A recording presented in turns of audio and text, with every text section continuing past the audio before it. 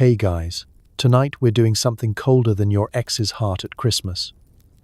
We're heading straight into the stone-clad, drafty world of Victorian castles. Specifically, we're asking the question that's kept historians and HVAC technicians up at night. How did anyone sleep in these places without turning into a human popsicle? Because, let's be honest, if you've ever stayed at an Airbnb with historic charm, aka no insulation and a medieval curse, you know exactly what I'm talking about. So before you hunker down in your warm, modern bed, do me a favor. Smash that like button, subscribe for more weird historical suffering, and leave a comment letting me know what time it is where you're listening from. But seriously, only if you actually enjoy this. Now, dim the lights, switch on a fan for that white noise, and get as comfortable as possible. But let's pause for a second. Have you ever wondered how people managed to sleep in a bed that felt colder than your fridge's crisper drawer?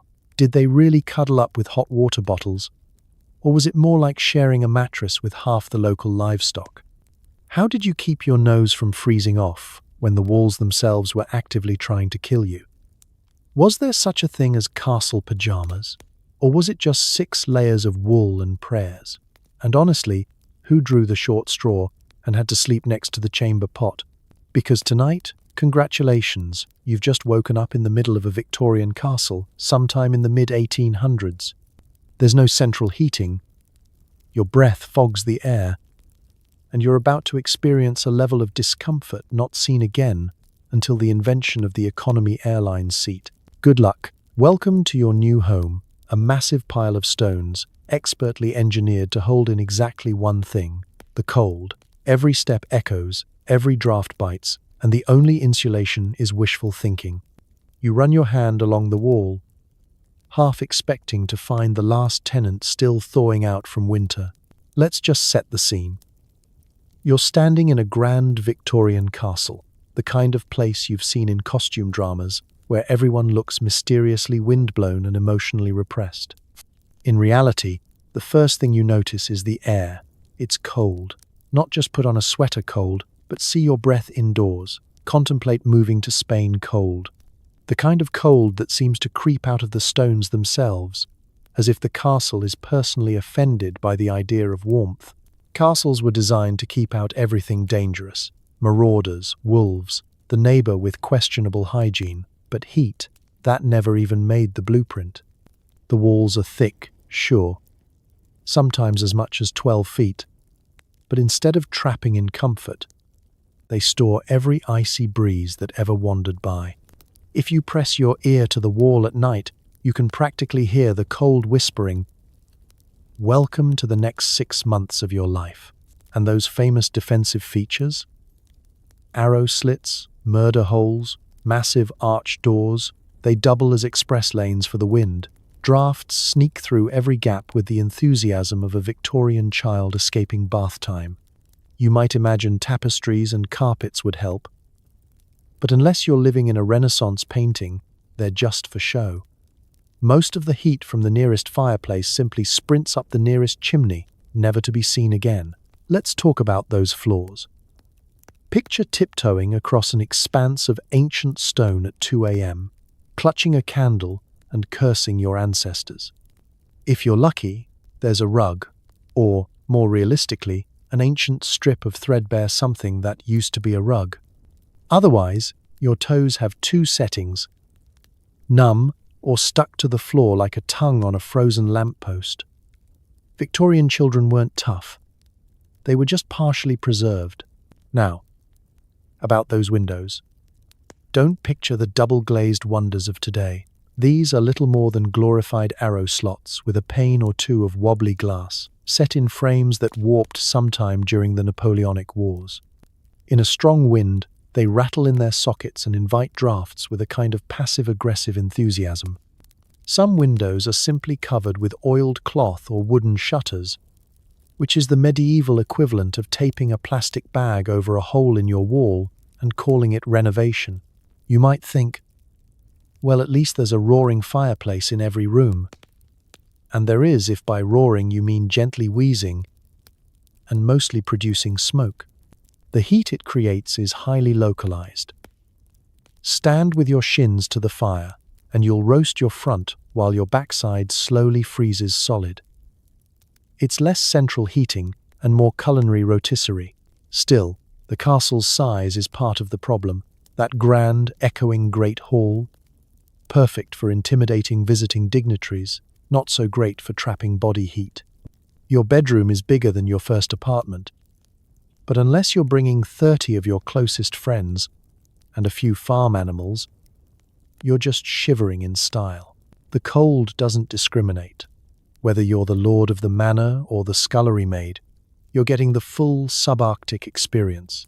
Some residents tried clever hacks, lining the walls with tapestries, stuffing cracks with rags, wearing every article of clothing at once. But ultimately, living in a Victorian castle in winter is like sleeping inside a really beautiful refrigerator. You look impressive, but your extremities are in permanent danger of falling off. So the next time you grumble about your heating bill or shiver when you step out of the shower, just remember, at least your house isn't made of medieval stone, and you don't have to share your bed with frostbite, ghosts, and 3 centuries of disappointed architects. Step out of bed and instantly regret being born with feet. The stone floors are so cold they could host the Winter Olympics, and no matter how many rugs you stack, the frost creeps up with the confidence of a Victorian butler who's seen too much. It's not just your imagination. The castle floor really is plotting against you. You could be sleeping under a blanket that's 2 sheep thick, flanked by snoring relatives, dreaming of a better life in the Mediterranean. But the moment your toes hit that stone, it's like stepping onto a glacier that's actively holding a grudge. There's a reason nobody in a Victorian castle ever gets out of bed without some serious negotiation, usually with themselves, occasionally with God. Forget about slippers, by the way. The best you can hope for is a pair of threadbare wool socks, and even those are only as good as the last time someone's grandmother remembered to darn them. Most of the time, it's just you, your courage, and the awareness that your feet are about to learn what historical suffering really means. There are no heated floors. There is, instead, a long tradition of hopping, skipping, and sprinting from the bed to the fireplace, all while making sounds that are best described as ancestrally aggrieved. Let's talk about the science for a second, if you can call it that. The castle's foundation is one gigantic slab of stone, designed to keep out siege engines. Yes, but also, apparently, warmth. In the winter, the cold doesn't just sit politely on the surface. It radiates upward, determined to claim your toes as a warning to everyone else. And thanks to the wonders of Victorian engineering, there's nothing stopping it except maybe a layer of rushes, straw, or if you're feeling fancy, a woolen rug so thin you can see your future through it.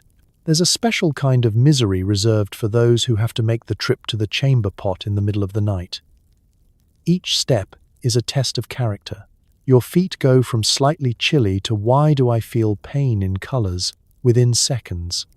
And if you're one of the unlucky souls whose bed is farthest from the fire, you get to enjoy the scenic route across what might as well be the frozen tundra, just to answer nature's call.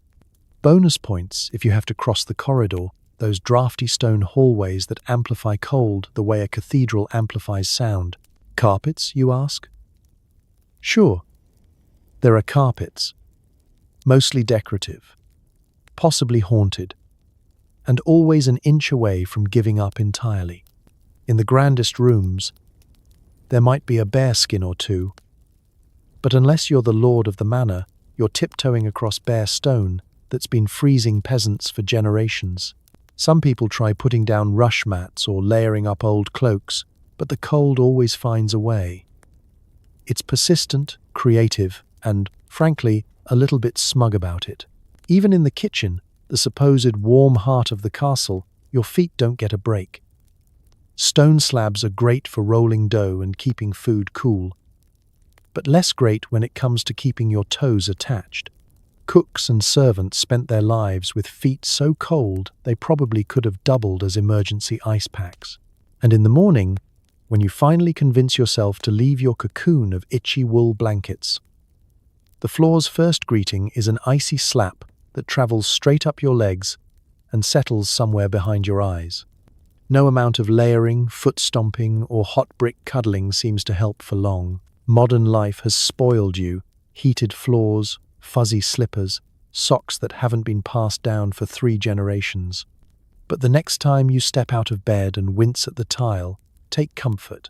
You're only experiencing a small, friendly sample of the bone-deep, cold Victorian castle dwellers called Tuesday.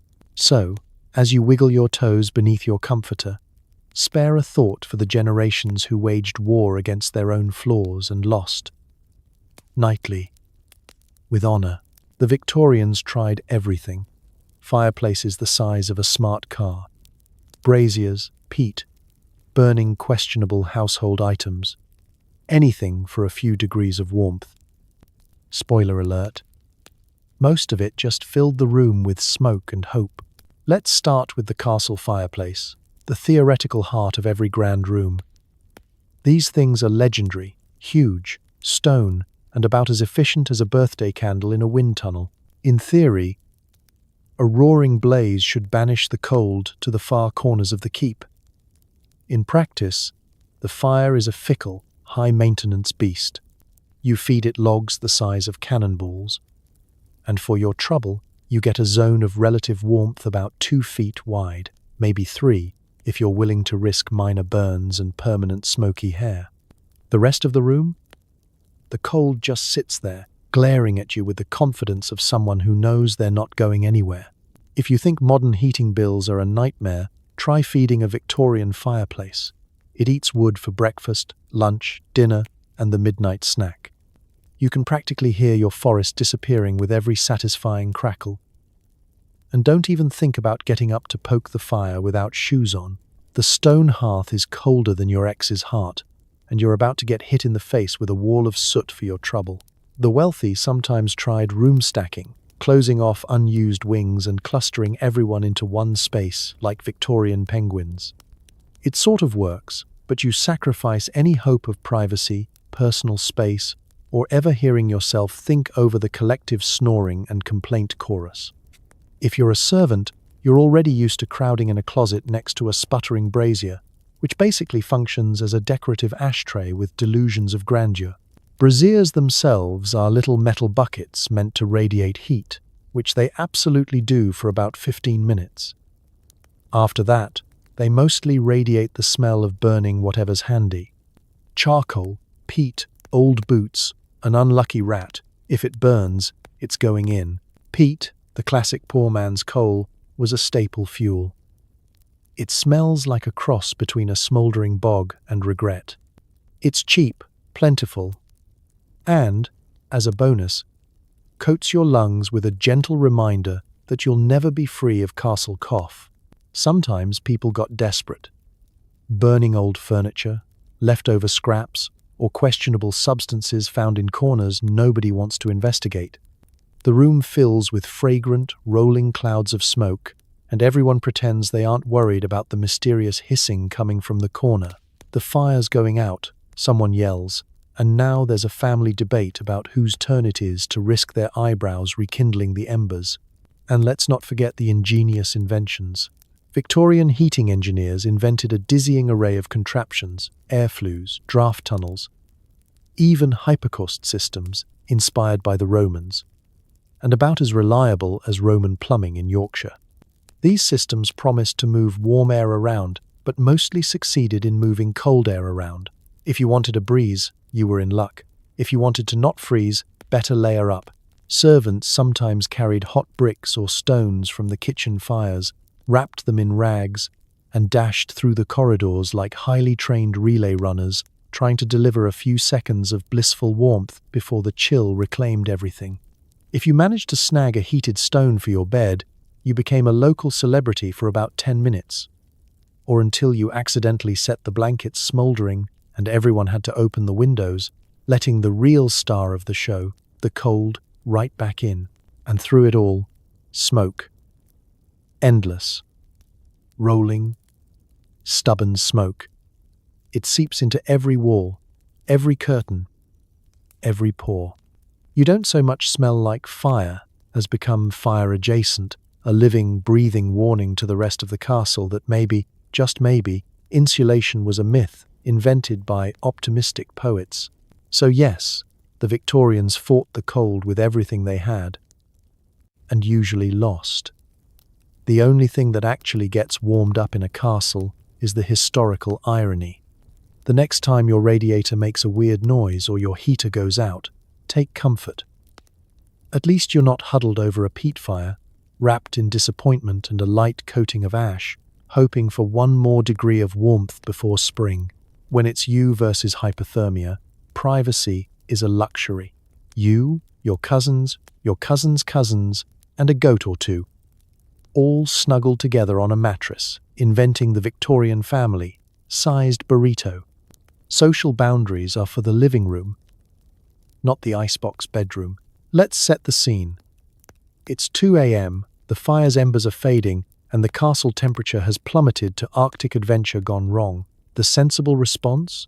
Abandon any hope of sleeping alone and join the nightly migration to wherever the most body heat can be found. Privacy, at this point, is just a rumor spread by people who have never woken up covered in the collective sweat, breath, and questionable feet of an entire extended family. This is no modern sleepover with giggles and ghost stories. This is tactical snuggling. The bigger the pile, the warmer you get. There are no introverts in a freezing castle, only people who haven't lost enough toes yet. You might start the night with your head on a lumpy pillow, but by dawn, you'll be using your uncle's shoulder, a stray dog, or your own numb arm as a replacement. Sleeping arrangements are strictly based on body heat, not social hierarchy. Children and frail elders get tucked safely in the middle, surrounded by layers of adults and robust teenagers who act as human insulation. The unlucky ones end up on the outside, one drafty blanket away from becoming a cautionary tale. If you're assigned edge duty, congratulations. You're tonight's honorary wind tester. Don't think you're safe from livestock either. In the name of warmth, the family's most well-insulated animals are given prime spots on the pile. Chickens might roost on feet, dogs curl up under the covers, and there's always a goat who believes personal space is just a modern invention. Sure, your room smells like a barn and occasionally sounds like one, but would you rather be warm or dignified? Trick question. Victorian castles offer neither. What about beds? Forget matching linens or memory foam. The communal bed is a lumpy mattress stuffed with straw, wool, or whatever could be scrounged up that wasn't already being eaten by something else. If the mattress is big enough, everyone piles in. If not, people just stack horizontally until someone gives up and sleeps on the floor. The medieval equivalent of camping out on the couch. Of course, sleeping with half your social circle leads to some unique challenges. Someone's always snoring, another cousin is hogging the covers, and someone in the pile has feet that are suspiciously cold and damp. There's no polite way to ask your aunt to roll over or to request that the dog please not lick your ear. Arguments break out over who gets the spot closest to the fire. And there's at least one relative who manages to sleep through a sheep climbing over everyone at 3 a.m. But for all the chaos, there's a strange sense of comfort in the group misery.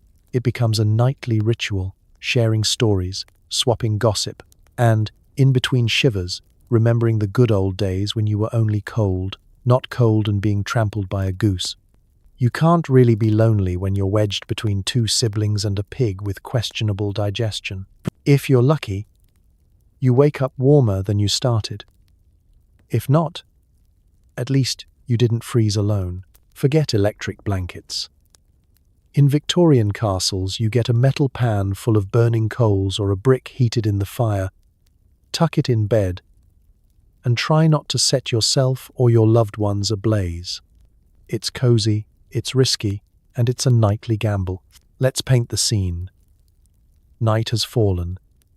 The cold is seeping in from every stone, making your nose tingle and your toes retreat in terror.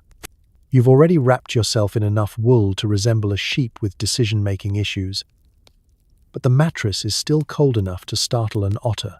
Enter the unsung hero of the Victorian night, the bed warmer. If you're lucky, a servant has just returned from the kitchen carrying what looks suspiciously like a medieval weapon, a long-handled metal pan filled with glowing coals. The ritual begins. Open the sheets, slide the pan across the mattress, and hope that your bedding doesn't spontaneously combust.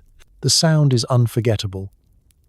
The gentle hiss of hot metal on cold linen, the faint crackle of straw stuffing, and the not-so-gentle panic of realizing you've just left a scorch mark the size of whales on your only set of sheets.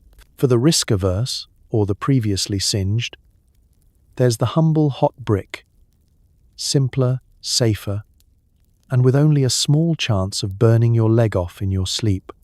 The brick is heated by the fire until it reaches lava adjacent, wrapped in layers of rags and slipped discreetly between the blankets. It's the closest thing the Victorians had to a heated mattress pad, if your idea of comfort involves a lumpy, gradually cooling stone that sometimes leaves you with a surprise brand on your calf.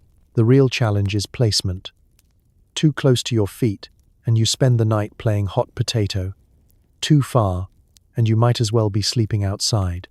The experienced sleeper develops a sixth sense for brick maneuvering, shifting it with toes and knees in the darkness, while hoping not to wake up anyone else in the communal bed. Make a wrong move, and you'll be greeted with some very creative Victorian cursing from your fellow bedmates. Every bed warmer tells a story. The metal pan, often handed down for generations, is pitted, scarred, and possibly cursed from years of service. Some come with ornate handles. Others are clearly just repurposed, frying pans with delusions of grandeur. The best bed warmers have a lid to contain the embers. The worst ones, well, let's just say you can spot them by the number of mysterious singe marks dotting the household linens. And, of course, safety standards were, let's be generous here, experimental. Sometimes embers would tumble out, setting off a mini inferno and a chorus of stomping feet. The smell of singed wool, panic, and disappointment drifts through the hallways. Nothing brings a castle together like the threat of spontaneous combustion. Children were occasionally drafted into the bed-warming process, being sent down to fetch the brick, or worse, monitor the coal pan. Victorian parenting tip. If your child can handle red-hot metal, they're ready for life. Modern complaints about your heated blanket shorting out or the hot water bottle leaking pale in comparison. At least you don't have to fall asleep wondering if you'll wake up to warmth, or to your mattress smouldering quietly. And in the rare event the bed warmer works perfectly, bliss. You drift off, toes toasty, basking in the fleeting warmth of an invention that's equal parts comfort and Russian roulette. So next time you plug in your electric blanket or nuke your microwavable heat pack, remember your ancestors and their nightly tradition of sleep, suspense, and the occasional unscheduled fire drill. In the battle against the cold, the real winners were anyone who made it through the night with all their bedding and limbs intact. Pajamas? Try flannel nightshirts, woolen socks, mittens, and hats. Sleeping means assembling your own personal insulation system. If you can move your arms by the time you're done, you've done it wrong. Let's be honest. Victorian sleepwear wasn't about looking good or even feeling good. It was about survival. You are not slipping into a chic silk pajama set, grinning coyly at a camera. You are suiting up for the Arctic, minus the sled dogs and with far worse dental hygiene. As bedtime approaches in your castle bedroom, the nightly ritual begins. One that involves more layering than your average lasagna and the dexterity of a circus contortionist. First, the flannel nightshirt. Soft, you hope, but more likely just aggressively fuzzy. If you're lucky, it was only worn by one or two generations before you. If not, you're wrapped in family history and the faint scent of whatever your great-uncle did for a living. These nightshirts are not designed for style or even for fit. They're more like tents with sleeves. ideally big enough to trap warm air and small enough to avoid spontaneous entanglement. Next comes the socks, preferably thick, scratchy wool. Not the fancy merino kind, they haven't been invented yet. These are the socks that feel like you're exfoliating your calves with every step. You might double up, because no one's judging. In fact, more is better. Everyone knows someone who swears by sleeping with 3 pairs and a prayer. If your feet are covered, it's time for the hands. Mittens or gloves. You haven't known real humility until you've tried to tie a nightcap with mittened fingers in the dark, while your sibling snores directly in your ear. This brings us to the pièce de résistance, the hat. Nothing says bedroom elegance like a sleeping cap that looks suspiciously like a woolen gnome's hat. Some are so long and floppy you could use them as a scarf in a pinch. The hat keeps the heat from leaking out of your skull, which is important because the window lets in a draft that could freeze ambition. For the truly cold or the truly fashionable, you might add a scarf, a shawl, or even an extra vest. Some people report going to bed wrapped up like a burrito, only to wake up and discover a family pet nestled in their outer layer. If you're on the outside of the bed pile, add another layer. You'll thank yourself at 2 a.m. when your nose starts to ice over. And let's talk mobility. Or, more accurately, the lack of it. The Victorian sleeper is less Sleeping Beauty and more insulated Scarecrow. Once you're finally encased in all your layers, rolling over is a full-body endeavor. Your arms stick out at odd angles, and getting up to visit the chamber pot becomes a cross between a military operation and slapstick comedy. The less said about the challenges of unlayering in an emergency, the better. Of course, there are social implications to all these layers. If you're a child, you get bundled up by a determined adult who's long since stopped listening to protests. If you're an adult, you're judged by your ability to maintain dignity while donning 4 shirts, 2 pairs of pants, and a blanket toga. Couples have the added challenge of coordinating layers and occasionally waking up to realize you've swapped hats in your sleep. Compared to today's loungewear, it's a logistical nightmare. But in a world where the concept of central heating is a fantasy reserved for science fiction, every extra thread counts. Modern sleep technology brags about temperature regulation, moisture wicking, and light-as-air weaves. The Victorians, their only sleep technology was add another layer and pray. So the next time you grumble about your pajamas riding up, or your sheets not matching, just imagine getting ready for bed by donning half your wardrobe. It's not glamorous, but you're a lot more likely to keep all your toes till spring. Sleep fashion. Victorian style. Not cute, but effective, assuming you don't asphyxiate under your own scarf. The itchier the better. Scratchy wool blankets, flannel sheets, animal skins. If it keeps you from freezing, you're wearing it. Comfort is out. Survival, and the smell of damp sheep, is in. Let's face it. In the Victorian castle, the first rule of bedtime is, whatever keeps you warm, no matter what it does to your skin or your dignity. Every night is a test of which will win first, hypothermia, or your willpower to endure an entire barnyard's worth of textiles. You can practically hear the chorus of ancestral voices. It's not supposed to feel good. It's supposed to keep your fingers attached. Start with the main player. Wool. Not the gentle, artisanally sourced kind you buy on Etsy. This is unfiltered, unrepentant, locally harvested sheep wool that still remembers its former owner and sometimes smells like it. Your main blanket is thick, heavy, and so itchy that it could qualify as a medieval torture device if it weren't so necessary. At least one family member claims it's warming because it's alive, and you're never entirely sure if that's a joke. Flannel sheets are next, and while they sound softer, don't be fooled. Victorian flannel was often rough and oddly lumpy, like sleeping between 2 sandpapered bread loaves.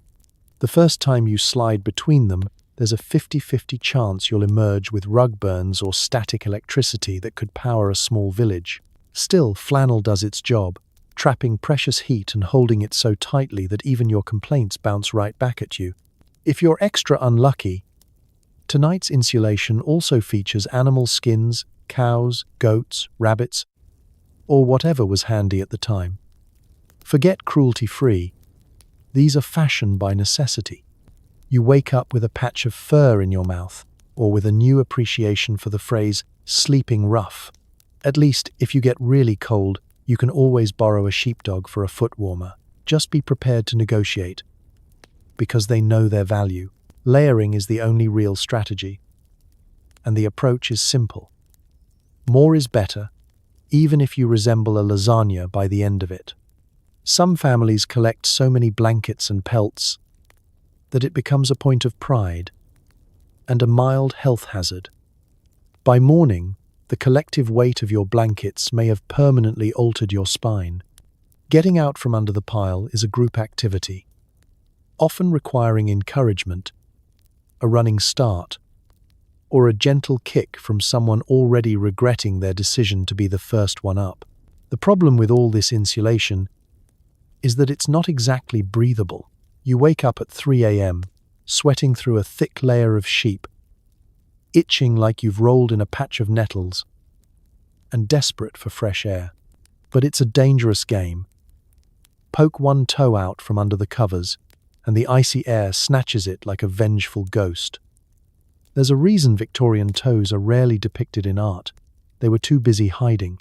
Modern bedding commercials love to talk about softness, luxury, and sleep innovation. Victorians had innovation too, but it usually involved sacrificing one comfort for another. If it didn't scratch, it probably didn't work. You wanted something soft? Too bad. That blanket that makes you itch? That's the one keeping you alive. Of course, the smells are something else. A blend of lanolin, old smoke, wet dog, and, if you're lucky, just a hint of lavender from last year's harvest. You don't so much sleep as marinate. By spring, the air under your blanket has enough personality to get its own seat at breakfast. So the next time you climb into your hypoallergenic, microfiber, temperature-regulating cocoon, think of your Victorian forebears, itchy, exhausted, but still grateful for every single scratchy, sheep-scented layer. If you're comfortable, you're not doing it right. In a castle, sleep is survival, and the itch is just part of the deal. Stuffing the windows with rags, hanging tapestries, and shoving animal pelts under doors. Draft-proofing a castle is like trying to fix a leaky boat with chewing gum, but with more rats.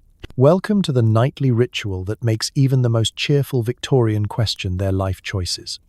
As the sun sets and the cold seeps through every stone, it becomes clear that the only thing more relentless than a castle draft is your determination to stop it. The battle begins, an endless campaign against air currents that seem to have a personal vendetta against your comfort.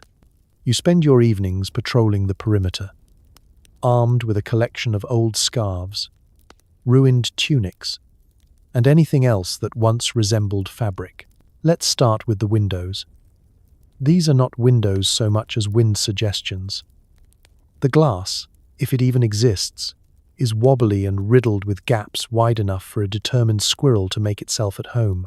Even the fancy stained glass in the chapel has all the insulating power of a slice of Swiss cheese. Solution? Take every spare scrap, old socks, moth-eaten rags, failed knitting projects, and cram them into the cracks until you either block the draft or lose all feeling in your fingers. It's a work of art and an act of desperation rolled into one. The finished product looks less like a cozy home and more like a bizarre textile mosaic dreamed up by a sleep-deprived squirrel. Now, the doors. Each one is a portal to the world outside. And by outside, we mean the freezing, howling abyss.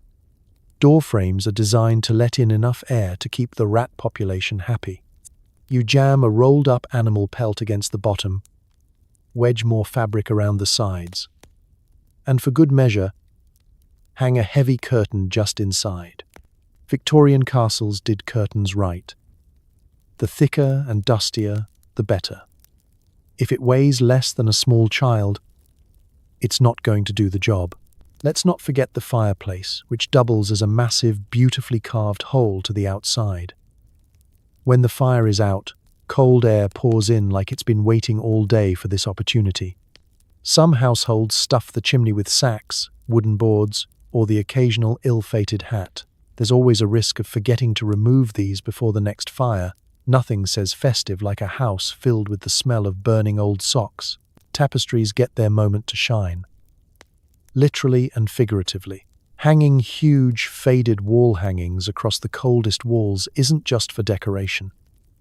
It's a desperate attempt to stop the wind from sneaking in. Behind every gorgeous medieval tapestry lies a secret. Another draft, quietly plotting to chill your bones as soon as you nod off. And still, the drafts find you. No matter how thorough your work, there's always an invisible current sliding under your covers at midnight, making your nose the coldest object on earth. You shiver in defiance, huddling deeper under your itchy blankets, and mentally curse every architect who ever thought stone was a good idea for housing. The real frustration comes from the sheer futility of it all. You can spend an hour plugging holes, and the wind simply changes direction, finding a new way in. It's a never-ending arms race against nature, and nature is definitely winning. By spring, your home resembles a lost and found bin at a sheepdog convention. Every soft object pressed into service, and still, somehow, the wind laughs at your efforts. Modern weatherproofing feels like magic by comparison. Foam, cork, double glazing. The Victorians would have traded a royal title for a single can of spray insulation. Instead, they settled for the ancient practice of creative stuffing, cheerful complaining, and a stiff upper lip that probably had frost on it. So next time you hear your heater click on, spare a thought for your ancestors. Battling the breeze with nothing but rags, stubbornness, and a growing suspicion that the rats were warmer than they were. Hierarchy doesn't end at bedtime. Who gets to sleep closest to the fire? Who's stuck under the window? And which unlucky soul gets the spot next to the dog with digestive issues? Even after sunset, a Victorian castle remains a living diagram of social class, just horizontal and a lot colder. Your spot in the pecking order determines whether you'll spend the night dreaming of tropical beaches or calculating the hypothermia risk of exposure to the infamous castle breeze. The fire is the focal point. A flickering status symbol surrounded by concentric circles of privilege, comfort, and mild suffering. At the center are the lords, ladies, or honored guests. They get prime real estate, as close to the fireplace as etiquette allows, without actually climbing in. Their mattresses are marginally less lumpy, their blankets somewhat less aromatic, and the odds of waking up with a livestock tail in their face are slightly reduced. Nobles will still complain about the cold. Of course, it's one of the few things that unite the classes, but they'll do it while toasting their shins and side-eyeing anyone who comes within 2 feet of their slippers. Servants occupy the periphery, sometimes literally sleeping in a ring around the fire like loyal but shivering satellites.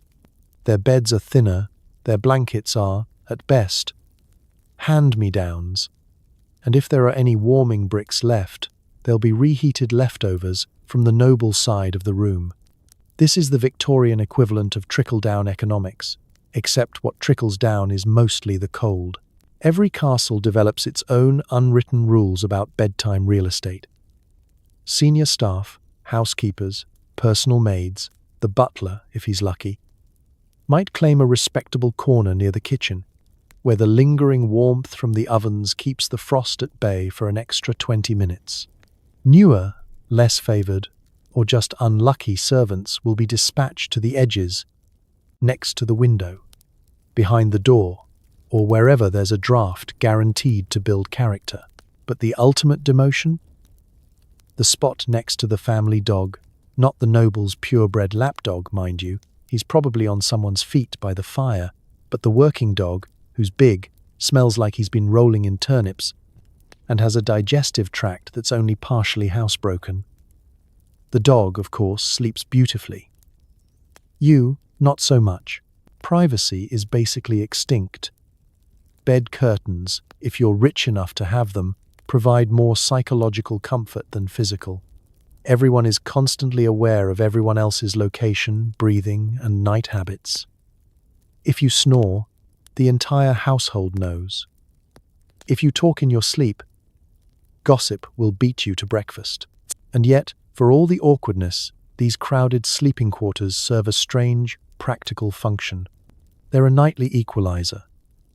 A place where even the most imposing lord and the humblest scullery maid end up wrapped in the same itchy wool, complaining about the same cold and hoping someone else gets up to tend the fire. Status doesn't keep you warm, body heat and resignation do. Occasionally, the lines blur. A noble child sneaks out of bed to huddle near the staff, or a favorite servant is invited closer to the warmth after a hard day. Resentments rise and fall with the temperature. When spring comes, everyone breathes a little easier, not just because of the warmth, but because they no longer have to strategize over sleeping arrangements like it's a chess game. The next time you adjust your memory foam pillow in your own room, consider the complicated bedtime politics of the past. Back then, comfort was a privilege, but shivering was universal, and if you ever doubted it, just ask the poor soul who spent the night next to the dog.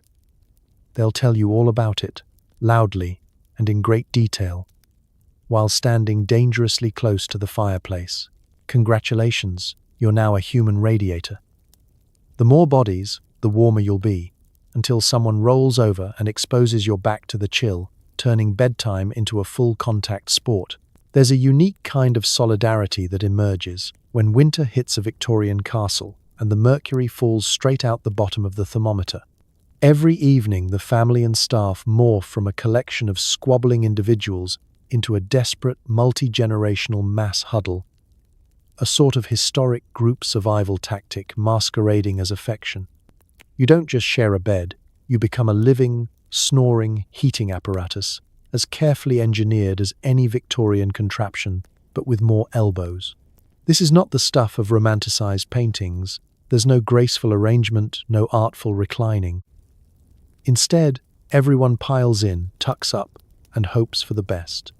The goal: maximize contact, minimize surface area, and try not to accidentally elbow your aunt in the nose when you reposition for the 14th time. The air between the bed covers starts chilly, but within minutes, the temperature begins to rise. It's not so much warmth as a humid microclimate powered by hope and mutual obligation. Of course, this system isn't without its risks. All it takes is one person shifting, and suddenly a cold draft slices through the warmth like a saboteur in the night. Someone shouts, someone else curses, and everyone rearranges. By now, you've learned the true meaning of the phrase "don't move." But you also know it's only a matter of time before somebody's bladder or need for a midnight snack upends the peace. And then there's the etiquette. The Victorians didn't invent cuddling, but they may have perfected the politics of it. Children and the elderly go in the middle, insulated from the worst drafts. The youngest ones wriggle like puppies, working their way deeper into the pile, while adults try to maintain some dignity as they negotiate a tangle of limbs, nightcaps, and the occasional livestock. If a dog or cat is involved, congratulations, you've just leveled up your insulation, though you'll pay in fur and mysterious midnight noises. The hierarchy inside the pile is ever shifting. If you're closest to the edge, you're the sacrificial buffer against the draft, and you'd better have layered up before climbing in. The prime real estate, right in the middle, belongs to whoever is best at claiming it without guilt. Forget about rolling over. Moving means renegotiating your place and risking exposure. You quickly learn to sleep in one position, like a Victorian fossil in a woolen cocoon. Don't expect peaceful dreams. The cuddle pile is a noisy, aromatic affair. There's snoring, muttering, sniffling, and the sort of sleep fidgeting that makes you appreciate modern king-sized beds. Someone always has cold feet, someone else hogs the covers, And there's a universal understanding that if you find yourself at the perimeter, you have both a duty and a right to sneak closer, regardless of who you need to climb over. Still, there's comfort in the shared misery. Huddling together, you realize that warmth is a team sport, and modesty is for people who aren't freezing. In a world without thermostats or personal space, you discover that survival breeds a strange camaraderie. You'll gripe about the cuddle pile all day, but when the wind howls through the windows, you're grateful for every body, paw and hoof wedged in beside you. So the next time you feel cramped under your blanket or grumble about your partner stealing the duvet, just remember the castle nights when warmth came only from the courage to pile in and share. Human radiator, professional cuddler, accidental bedfellow, congratulations, you're living history. And at least you'll wake up warm, if not entirely untangled. Nature calls, and your only choice is a ceramic pot by the bed. Try not to trip, try not to spill, and absolutely do not confuse it for your hot water bottle. There is a special, unspoken dread to waking up in a Victorian castle at 3 a.m, your bladder sending frantic signals that simply cannot wait for sunrise. You lie there for a minute, clutching the covers, weighing your options. On the one hand, you could ignore it and attempt to drift back to sleep, risking dreams about waterfalls and gurgling brooks. On the other, you can brave the Arctic air, the dark, and the very real possibility of stubbing your toe on something antique and painful. Spoiler: everyone chooses the pot, eventually. The chamber pot is a simple device.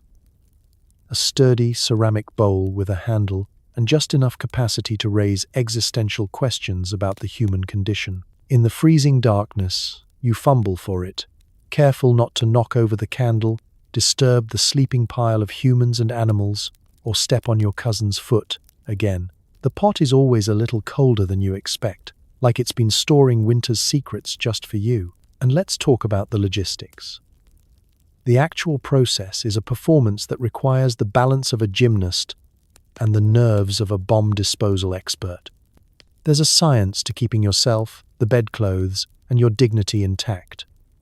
The truly unlucky find out the hard way that wool pajamas are not, in fact, waterproof. Once you've completed your delicate acrobatics, there's the matter of what to do with the evidence. Etiquette suggests you place the chamber pot discreetly beneath the bed or at the foot, ready for the next desperate soul. But you can't shake the awareness that your night's activities are now quietly fermenting in the corner, waiting for morning and the unlucky servant whose job it is to dispose of the household's collective achievements. For the castle's privileged, chamber pots might come with painted designs, even a lid, because nothing says refined living like a floral motif on your midnight necessity. Servants, meanwhile, get whatever is available: a cracked pot, a repurposed cooking bowl, or, in truly dire circumstances, a hasty sprint to the nearest drafty corridor. It's equality at its most undignified. Mistakes are legendary and occasionally disastrous. There's the classic confusion between the pot and the hot water bottle, a mix-up you only make once, unless you have a taste for trauma. Then there's the peril of tripping over a sleeping bedfellow, sending the pot and its contents cascading in a slow-motion disaster across the icy floor. The only thing worse than cleaning up the mess is realizing you still need to go. For those with more adventurous bladders, the truly desperate might contemplate dashing across the room to the far more dangerous communal privy, usually a freezing, unlit box that smells like something the castle's ghosts are still complaining about. And that's if you can find your shoes, your way, and your will to live before the cold claims your soul and your dignity. When morning finally arrives, the full horror is revealed. The pots must be collected, carried through the halls, and emptied. It's a job that defines thankless. And if you're on chamber pot duty, you will spend the day plotting revenge on the well-hydrated. Modern bathrooms are a gift of such luxury that your ancestors would weep with gratitude. The next time you stumble out of bed and curse the cold tiles beneath your feet, Remember the Victorian chamber pot. Elegant, essential, and a reminder that nothing is more humbling than answering nature's call at -5 degrees. A full stomach burns more calories, and more calories means more heat. Forget protein shakes. It's all about hot porridge and cheese, preferably consumed under 10 pounds of blankets. In the modern world, midnight snacks are all about guilty pleasures, a stealthy trip to the fridge, a handful of chips, a spoonful of peanut butter, and the vague shame that comes with eating cold leftovers by blue refrigerator light. But in a Victorian castle, the late-night snack isn't a luxury, it's a survival tactic. The cold is relentless, the stone walls hungry for heat, and your best weapon isn't willpower or self-control, it's calories. The science, at least as far as anyone back then understood it, was simple. The harder your body works to digest, the more internal heat you generate. So, come bedtime, people are cramming in whatever food is available, layering warmth from the inside out. Forget don't eat before bed. In a castle, you eat because you want to wake up with the same number of toes you started with. Typical snacks are a masterclass in pragmatism. Hot porridge is the gold standard, thick and steaming, more glue than gourmet. It's made with oats or barley, whatever was left in the kitchen, and is usually enhanced by a generous dollop of animal fat or a suspicious knob of cheese. It's not delicious, but it sticks to your ribs, lines your stomach, and gives you the courage to face another few hours in the medieval meat locker you call a bedroom. Bread is another staple, dense, dark, and sturdy enough to double as a weapon if things get desperate. You gnaw on a chunk of rye, hoping the chewing will raise your core temperature a few degrees. If you're lucky, you'll get a slice of sharp cheese to go with it, though it's never quite as soft or fresh as you'd hope. Some nights, there's even a bit of preserved meat, a sliver of smoked ham, salted beef, or, if you're truly living, a sausage pilfered from the larder and eaten under strict conspiratorial silence. The most seasoned castle dwellers develop rituals. A mug of hot, weak ale or mulled cider for the grown-ups, warm milk for the kids. The trick is to eat and drink just enough to feel fortified, but not so much that you're doomed to make multiple midnight trips to the chamber pot, a balancing act that separates the seasoned survivors from the eternally chilly. Of course, all this feasting happens in less than ideal conditions. The main event is held right in bed, surrounded by piles of scratchy blankets and a few sleeping relatives. You huddle close, spoon in hand, blowing steam off your porridge while trying not to drop anything in your lap. Etiquette is less important than survival. If you can eat one-handed without letting cold air into your cocoon, you're already a pro. For the children, these midnight snacks become cherished memories. Half waking, half dreaming, snuggled against a warm sibling or the family dog, eating thick slices of bread in the dark and listening to the wind rattle the windows. For adults, it's a test of resourcefulness. Who can sneak a bite without waking the rest of the pile? Who remembers to keep the cheese away from the dog, who is always, somehow, awake and ready to assist? By morning, the crumbs have vanished, the mugs are empty, and the calories have done their job. You're still cold, but maybe, just maybe, a little less so. The true miracle of the midnight snack isn't the flavor or the comfort. It's the way it turns a freezing castle into something a little more survivable. One hot mouthful at a time. So tonight, as you reach for a midnight snack in your warm kitchen, spare a thought for the castle dwellers before you. Snacking not for pleasure, but for the faint, fleeting promise of warmth. No matter how well you seal the room, there's always a mysterious breeze. Is it a ghost? Is it just physics? Or is the castle itself trying to claim your toes? You spend your first few nights in a Victorian castle convinced you can outsmart the cold. You stuff the windows with rags, line the doors with pelts, hang tapestries so thick you can barely see the walls. Yet, inevitably, the moment you slip under your scratchy wool blankets, something sinister tickles the hairs on your ankle. You yank your foot back into the warmth, but the chill follows, persistent and smug. Welcome to your lifelong battle with the phantom draft. The thing about castle drafts is that they don't obey the laws of nature, they invent their own. 1 minute, you're certain the room is finally warm enough to let your nose peek out. The next, a cold finger of air snakes across your cheek, leaving you shivering and whispering accusations at the walls. Family members swear it's haunted. Servants shrug and claim it's just the wind. You begin to suspect the castle is alive, some ancient stone behemoth with a mean sense of humor and a vendetta against your extremities. Drafts arrive without warning and depart just as mysteriously. Sometimes they gust through in the dead of night, rattling shutters and extinguishing candles, transforming your bedtime into a scene from a Gothic novel. Sometimes it's just a faint, icy caress, so subtle you wonder if you imagined it, until your toes go numb and your mug of weak ale frosts over. The phantom draft does not discriminate. Whether you're a lord, a maid, or the family dog, you are fair game. You might try to hunt down the source, crawl along the wall, feeling for a telltale current, holding a candle up to the edges of the window. It's a fruitless quest. The draft is always one step ahead, slithering through cracks too small for mortal eyes to spot, bouncing off the stone like an invisible trickster. You stuff more rags, threaten the doorframe, and mutter imprecations at the chimney. Still, the cold returns, smug as ever. The castle's architecture is no help.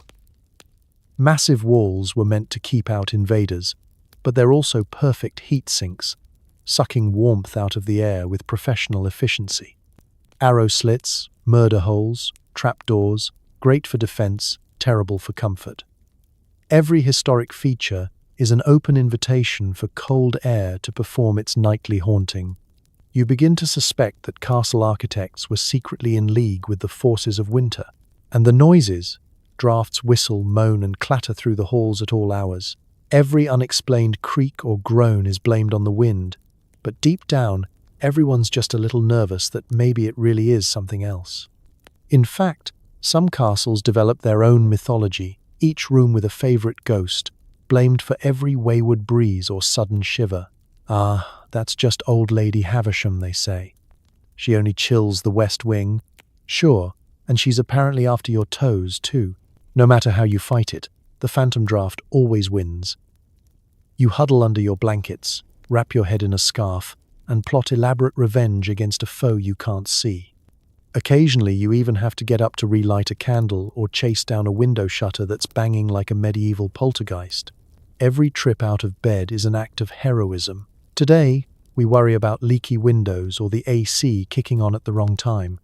But in the Victorian castle, the phantom draft is an institution, as much a part of life as the dog by the fire or the chamber pot under the bed.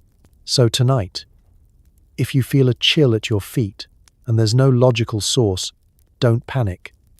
It's probably not a ghost, just centuries of stubborn air, still finding new ways to remind you who's in charge.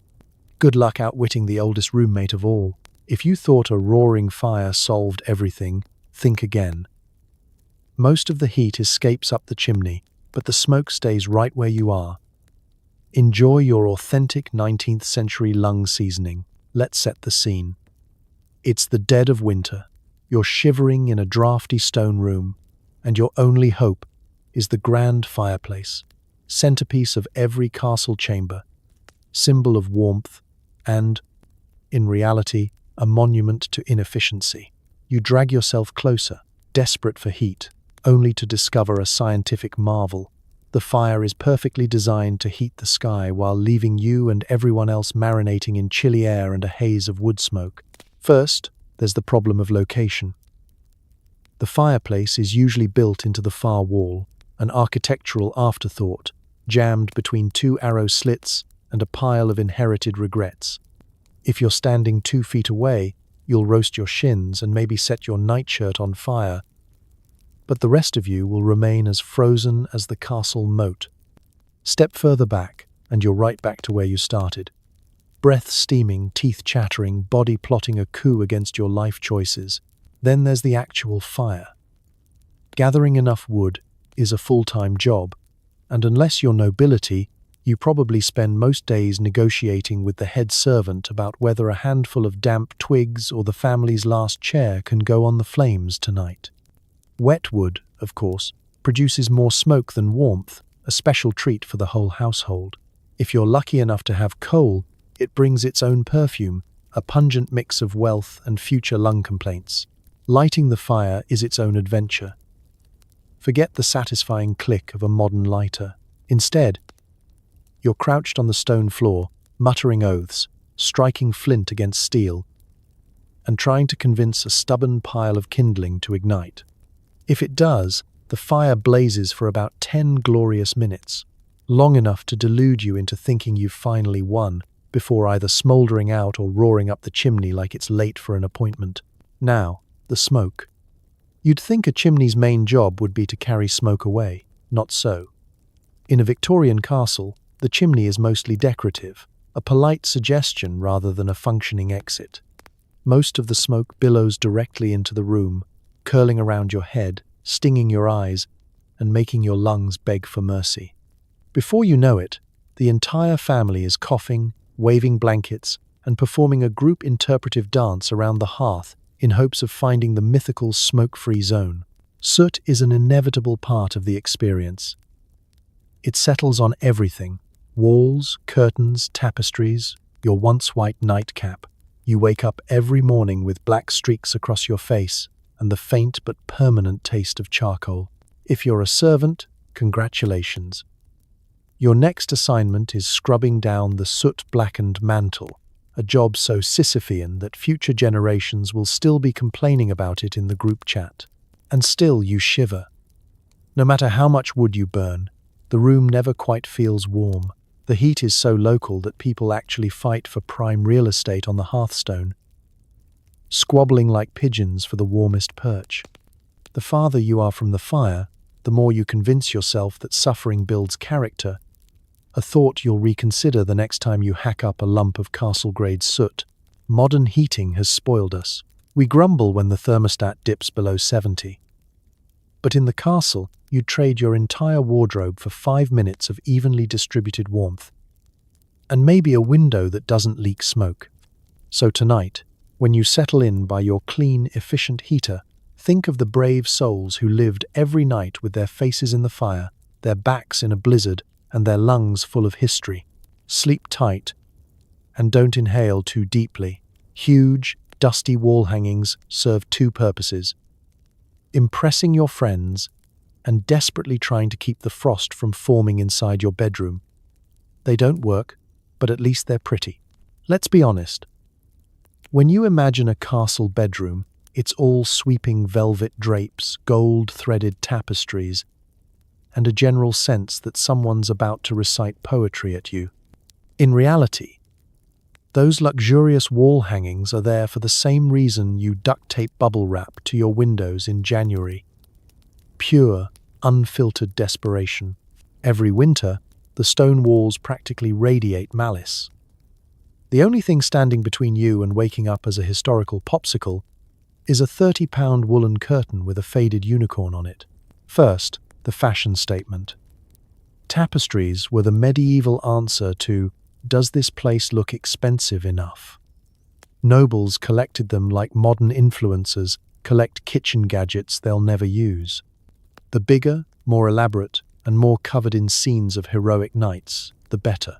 They were a portable symbol of wealth. You could roll them up, stuff them in your ox cart, and redecorate your new drafty castle the minute you conquered it. Hosting a dinner party? Nothing says, "Look how rich I am," like a wall-to-wall epic about your distant cousin fighting a dragon with questionable accuracy. But underneath the luxury, there's always practicality, an urgent attempt to keep your bedroom from turning into a meat locker. Tapestries hang heavy from iron rods, drooping down over every available stretch of stone, sometimes overlapping like an ill-fitting patchwork quilt. The theory is simple. Create a barrier between you and the cold. The reality? It's like putting on a scarf to fend off a blizzard.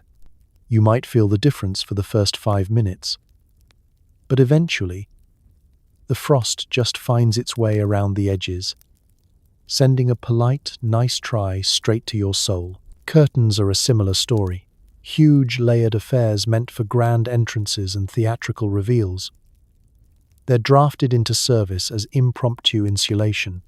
You pull them tight over the windows at night, hoping the gathered velvet will do more than collect dust and block out the sunrise. The fancier the curtain, the more determined the cold. It snakes around the seams, finds a loose thread, and seeps in anyway. The result? A room that looks regal and smells like mothballs, damp wool, and ambition. Of course, all this fabric needs care.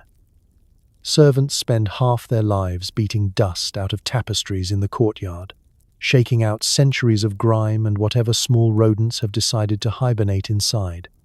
The colors fade, the threads fray, and eventually that glorious scene of medieval glory just looks like a blurry suggestion of people in armor tripping over horses. Still, no one dares remove them. You might as well just throw open the windows and invite the winter right in. And yet, there's a certain charm to it. You lie in bed, wrapped in scratchy blankets, peeking over your pillow at scenes of ancient battles, tragic romances, and legendary beasts.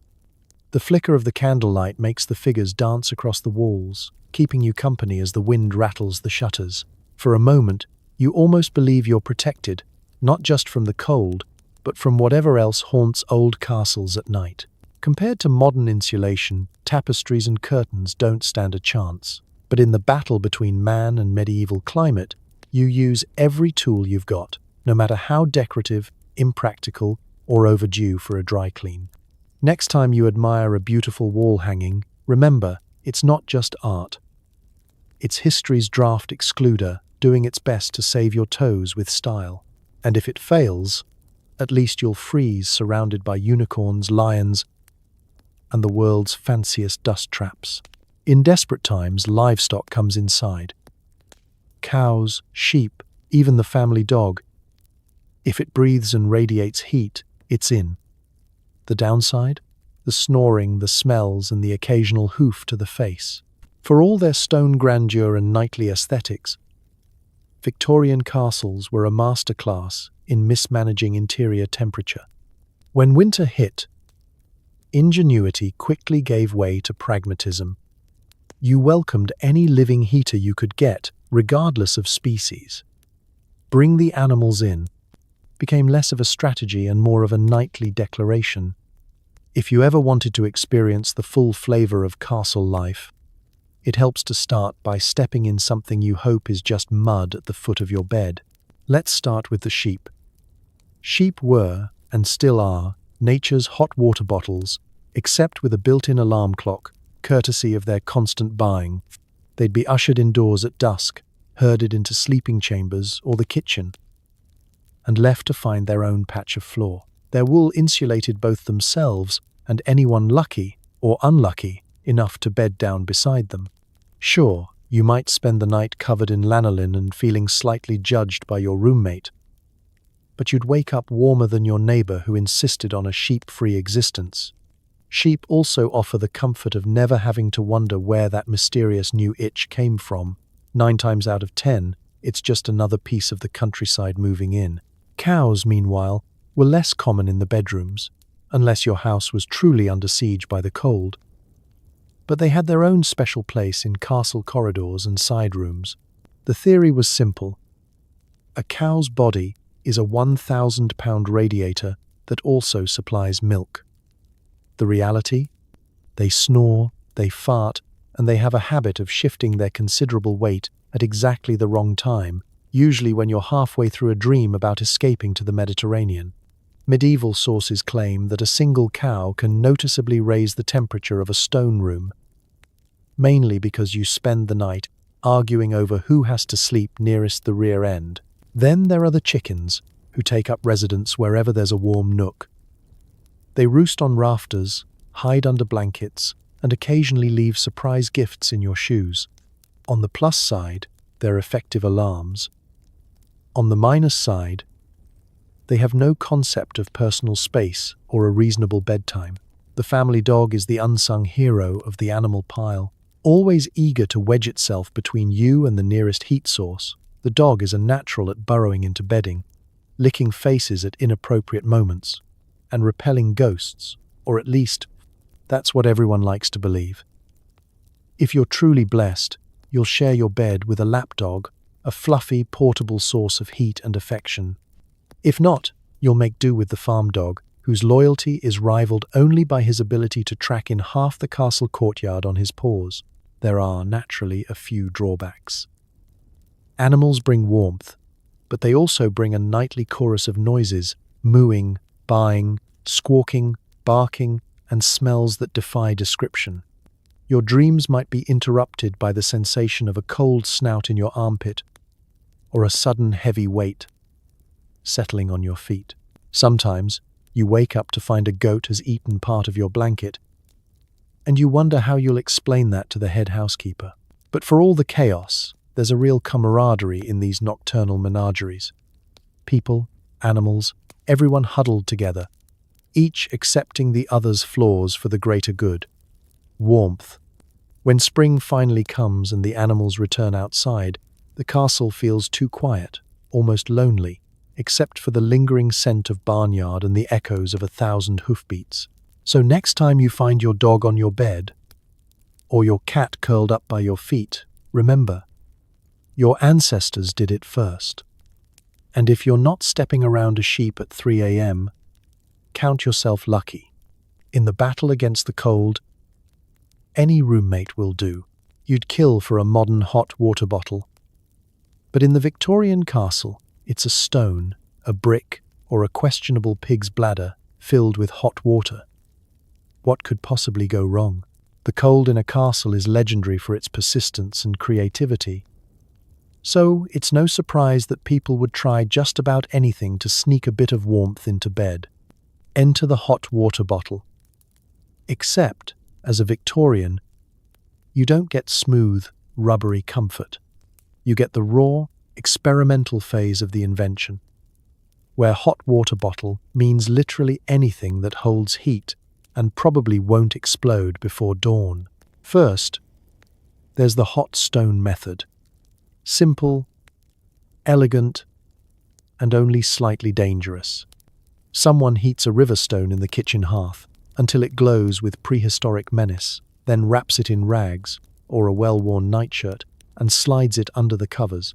The trick is to get it just right. Hot enough to provide lasting warmth. Not so hot that you sear your legs and start the mattress smoking. Misjudge the timing, and you've invented a whole new meaning for bed of coals. If you've run out of stones, next up is the classic hot brick, similar to the stone but heavier, clunkier, and more likely to make its presence known when you accidentally roll over onto it at 3 a.m. On the plus side, a brick cools off slowly.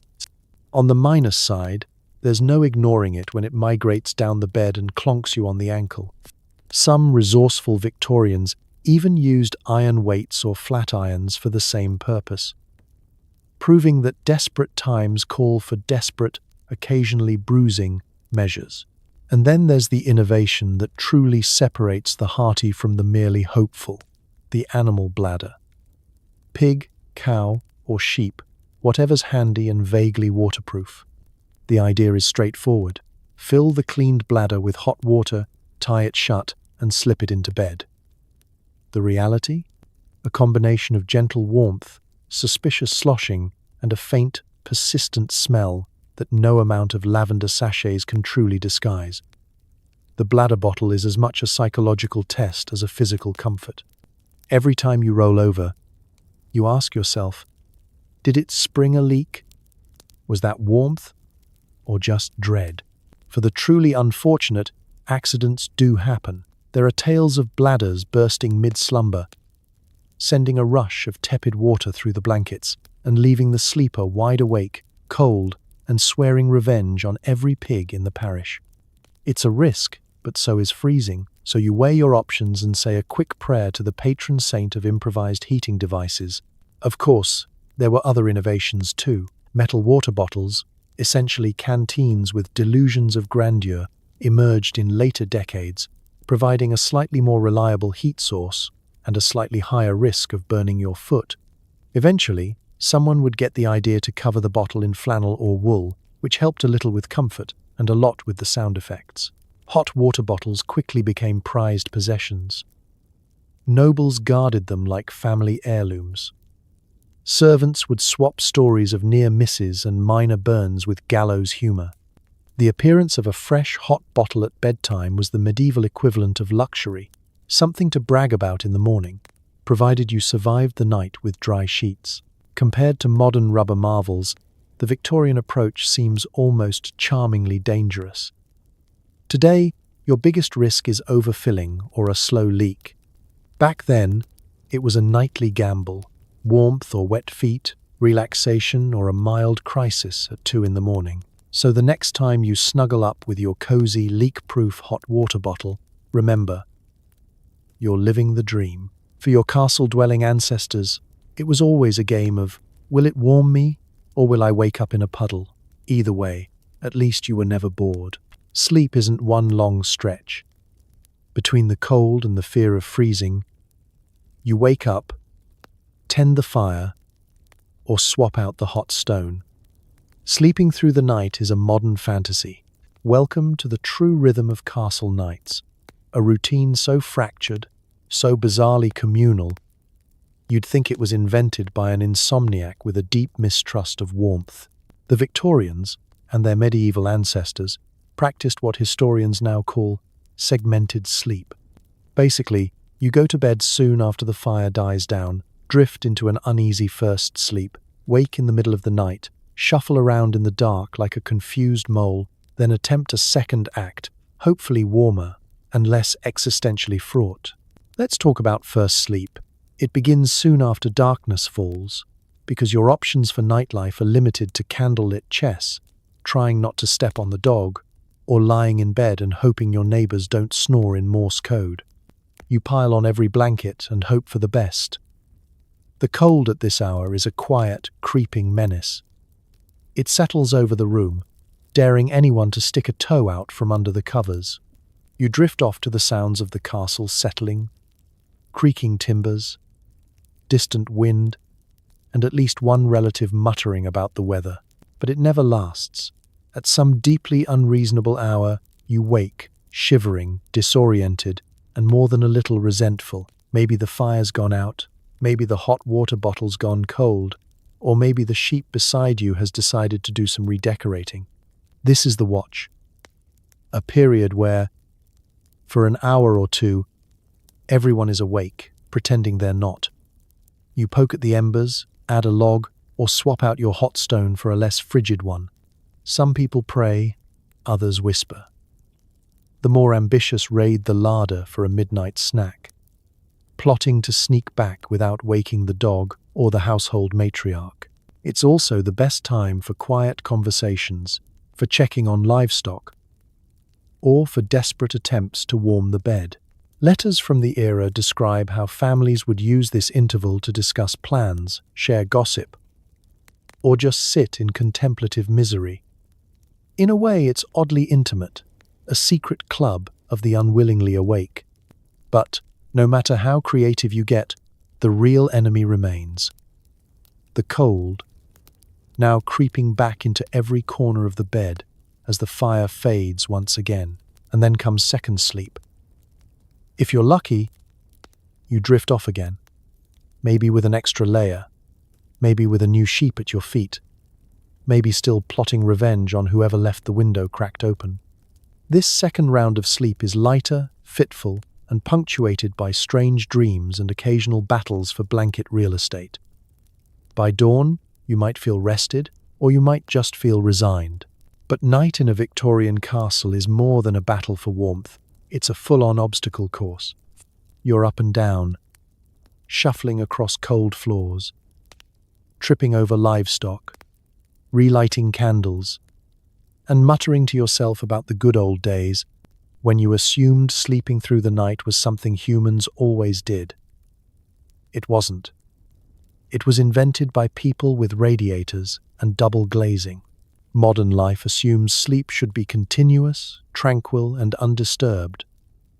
an expectation built on central heating, blackout curtains, and memory foam. Your castle-dwelling ancestors would have laughed, then invited you to keep watch for the phantom draft.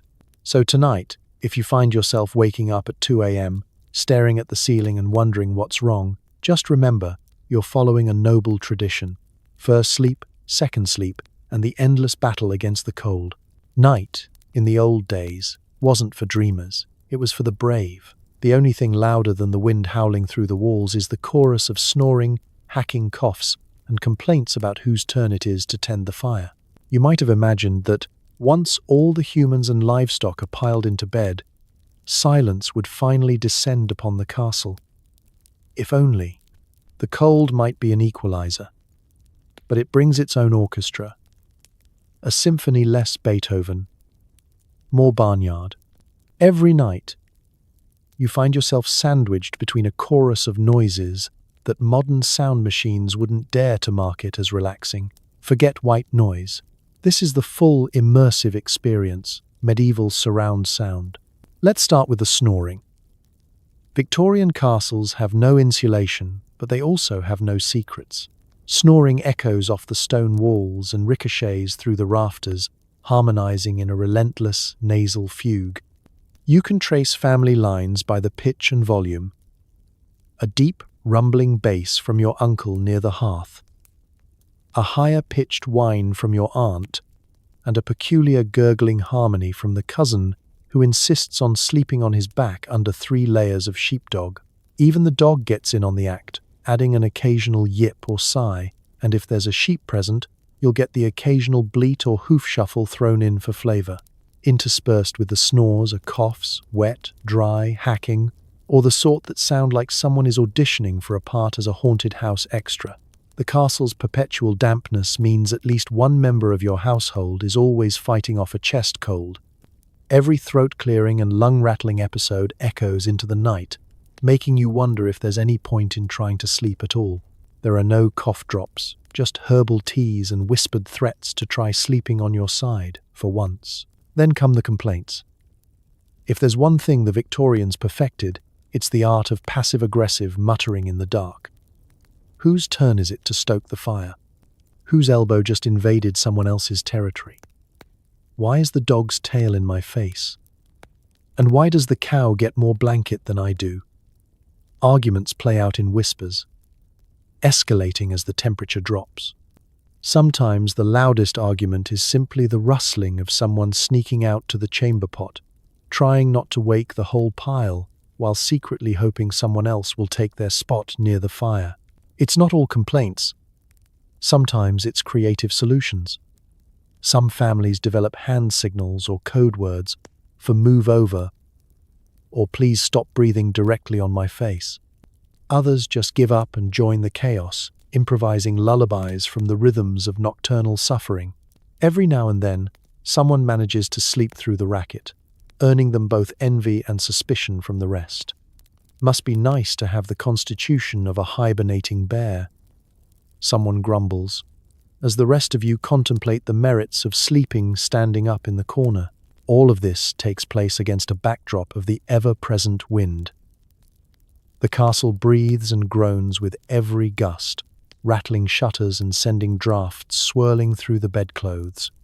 The cold sharpens every sound, turning a sneeze into a trumpet blast and a cough into a call to arms. Modern complaints about snoring partners or noisy neighbors pale in comparison. No amount of noise-cancelling headphones could hope to conquer the symphony of suffering, but there's a strange comfort in it too. A nightly reminder that you're all in this together, shivering, snuffling, and arguing about the fire. So next time you're kept awake by a snoring spouse or the hum of your radiator, remember the real concert halls of the past, castles alive with sound, suffering, and the constant communal struggle for warmth. Sleep well if you can. Having money meant nicer blankets, a bigger fire, and servants to blame for the cold. But when the stone walls start sweating, everyone's miserable together. Even the lord and lady. The movies love to show castle life as a parade of roaring fires, flowing silk gowns, and feasts that never end. In reality, Class determined how you suffered, not whether you suffered at all. Nobles might have dined off golden plates and slept in beds that looked like parade floats. But when winter arrived, everyone's breath still fogged in the morning, and everyone's nose still turned pink by midnight. Let's start with the perks. If you were a member of the nobility, your castle bedroom was vast, decorated with tapestries, carpets, and enough woodwork to put a lumber yard to shame. You had the best access to firewood, sometimes even coal, and you could command the servants to keep the flames stoked. Your mattress was filled with down, not straw, and your blankets were made of the softest wool money could buy, and occasionally, if you were truly lucky, even imported furs. You could add layers until you disappeared entirely, looking less like royalty and more like an anxious, well-insulated caterpillar. But luxury had its limits. The grandest four-poster bed in England did little to combat the cold that seeped through stone walls, crept under the doors, and condensed on the glass with a vindictive determination. The tapestries looked impressive but rarely stopped the breeze, and the plush carpets only went so far. There's only so much you can do when the architecture itself is essentially a refrigerator that occasionally hosts a masquerade ball. Fireplaces were bigger in noble chambers, but that just meant they sucked heat up the chimney with even greater enthusiasm. Servants could be dispatched at any hour to fetch another log, a new warming pan, or, in moments of desperation, stand by the fire and then attempt to radiate heat back toward their employer. Some lords even tried elaborate heating contraptions, copper pipes, hidden braziers, or vents from the kitchen below. These were as likely to fill the room with smoke as warmth. But at least they provided something new to complain about. If you were truly fancy, you might own a bed warmer, an actual metal device. Not just a handy relative with good circulation. The finest examples were handed down through generations, polished until they gleamed and brandished like family treasures. Of course, they still occasionally set the sheets on fire, but at least it happened on expensive linen. And then there were the servants, who orbited around noble comfort like freezing satellites. They slept in draftier quarters, attics, kitchens, hallways, anywhere out of the way so that their employers could, in theory, be shielded from the worst of the cold. In practice, though, the cold didn't care about your family crest.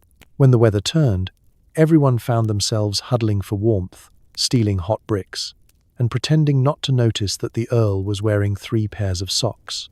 Class could buy you better materials, but it couldn't buy you immunity. Castles were equal opportunity freezers. When temperatures dropped low enough, everyone shivered, just at different ends of the social ladder. Even the grandest lord woke up with a frosty mustache if he slept facing the window.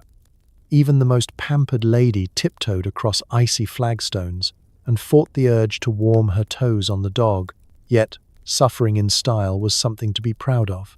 Nobles made a ritual of it, gathering around the fire, drinking mulled wine, and commiserating about how hard it was to be so very, very rich and so very, very cold. Servants rolled their eyes, then went back to stuffing rags into window cracks.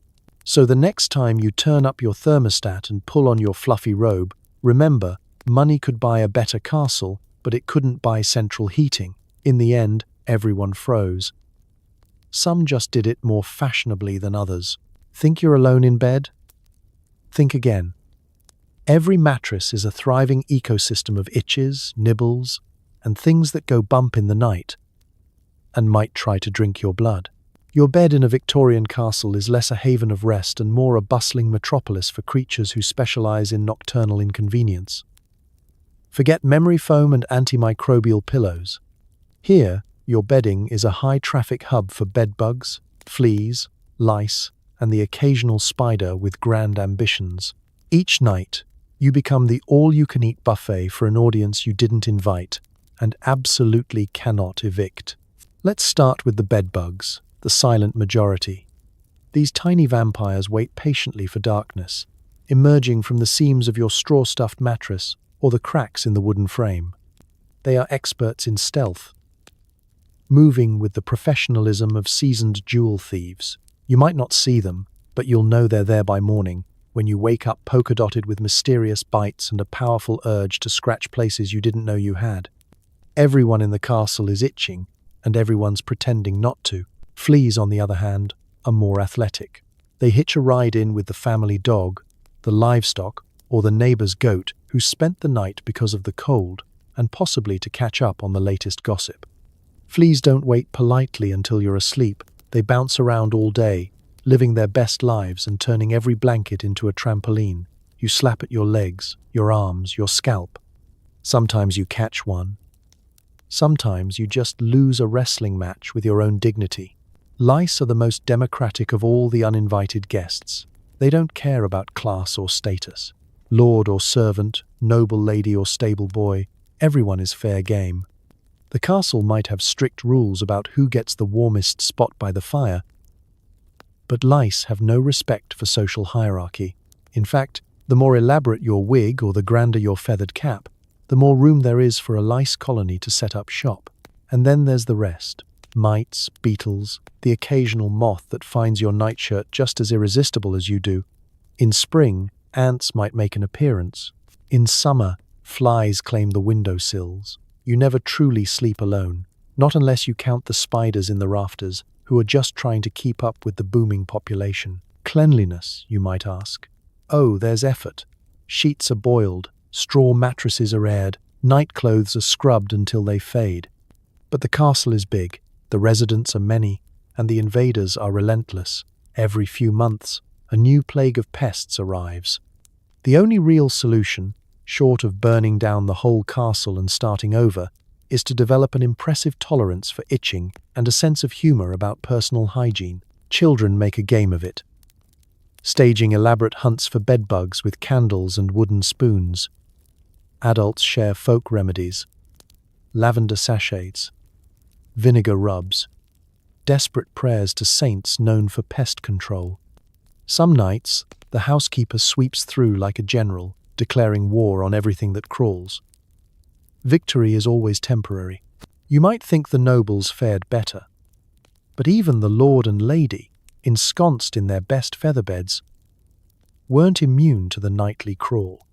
Their bedclothes might be finer, their blankets thicker, but the insects were just as determined, perhaps attracted by the faint scent of privilege. Modern life, with its exterminators, sealed mattresses, and daily showers, has spoiled us. The next time you grumble about a mosquito buzzing in your room or a single ant in your kitchen, spare a thought for your castle-dwelling ancestors. Itchy, irritable, and surrounded by uninvited guests who never, ever paid rent. Sleep tight.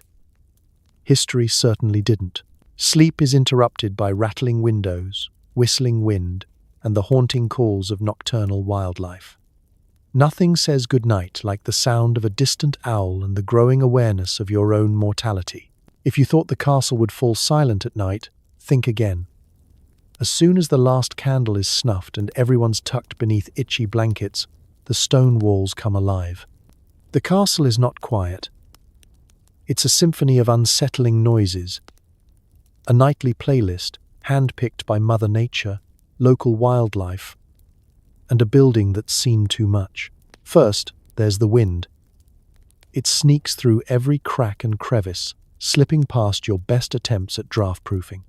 It whistles in the corridors, moans under the doors, and sometimes screams in the chimneys, making you wonder if the ghosts have unionized.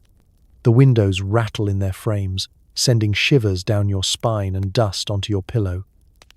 Some nights, the wind is so persistent that you can feel it tug at your blankets, determined to claim them for its own. Just as you start to relax, the animal kingdom chimes in.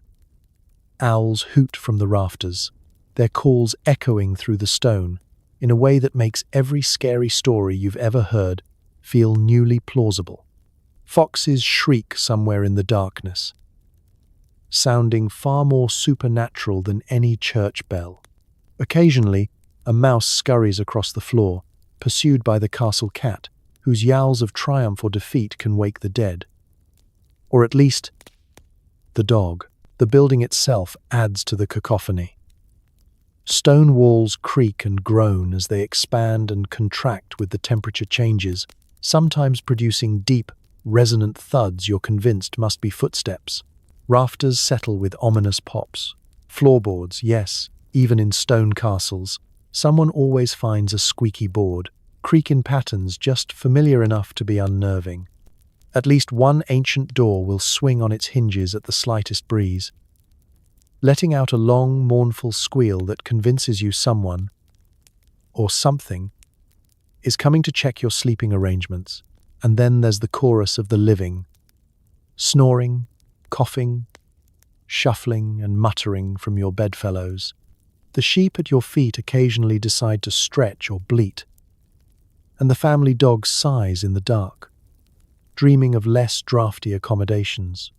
Somewhere, someone always has to get up to stoke the fire or answer nature's call, and the sounds of their movements are amplified by the echo chamber of stone. But it's not just the physical noises that keep you awake. It's what they do to your mind. With every strange creak, every moan of the wind, your thoughts start to drift toward the existential. Who else has slept and shivered in this room? How many footsteps have echoed through these halls in the dead of night? Is that owl a good omen, or is it a feathered harbinger of doom? You find yourself contemplating the afterlife, the fragility of your toes, and whether you'll live to see a world with central heating. Yet, amidst all the eerie soundtrack, there's a strange comfort. The castle has stood for centuries, weathering storms, invasions, and nights just like this one. The owls, the wind, the shifting stones, they're part of a legacy of sleeplessness that stretches back generations. Everyone who's survived a night in the castle has listened to these sounds and lived to grumble about them. So, as you lie awake, heart pounding, blankets pulled up to your nose, remember, you're not alone. You're sharing the night with ghosts, wildlife, and the quiet, or not so quiet, dread that comes from sleeping in a place where the only thing colder than the wind is the chill of your own thoughts. Good night, and try not to listen too closely. Dawn arrives, and you wake up somehow colder than before.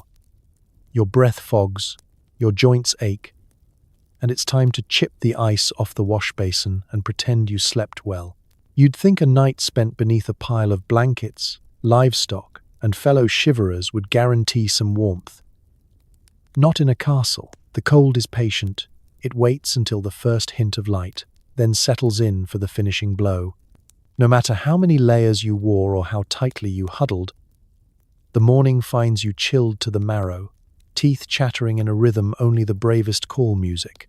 The first ordeal is simple, moving, every joint protests. Knees creak, elbows snap, and your back feels like it's been used as a shelf for cannonballs. You reach for the edge of the bed, or if you're unlucky, gently dislodge a goat, and summon the courage to expose even a single limb to the open air. The temperature outside the covers is somehow both legally and morally wrong.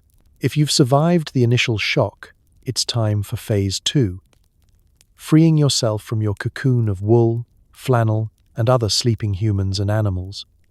There's a careful choreography here. You try not to wake the snorer next to you, avoid rolling onto the dog, and pray the sheep doesn't decide to stretch just as you stand. The lucky ones manage an elegant slide to the floor. The rest of us do our best not to pull half the bedding with us. The stone beneath your feet is colder than your hopes and dreams. You tiptoe across the room, wishing you'd slept in your boots. This is when you notice just how damp the room is. The windows are coated in a delicate sheet of frost, and your breath swirls in little clouds with every exhale. You consider just crawling back into bed, but the promise of hot, or at least tepid, water, and the distant hope of breakfast drags you on. At the washstand, you find a bowl of water that's more ice than liquid. Every morning begins with a decision. Do you break the ice with a spoon? Or do you simply accept that personal hygiene is a modern fantasy? The bravest souls chip away at the surface, splash their face, and immediately regret it as the cold water stings their skin awake. Congratulations, you're now alert, if mildly hypothermic. Dressing is a test of speed and dexterity. If you left any of your clothes near the hearth, you get a brief moment of comfort. If not, you wriggle into stiff, chilly layers as quickly as possible, muttering curses that would make the castle priest blush. There's a hierarchy to warmth, and everyone's eyeing the socks that spent the night closest to the embers. Breakfast itself is less a meal, more an act of determination.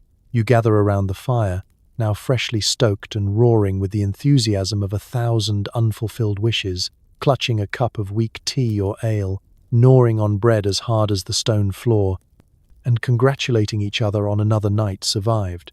Conversation is sparse at first, just complaints about the draft, accusations about who hogged the blankets, and reminders to check the livestock for frostbite.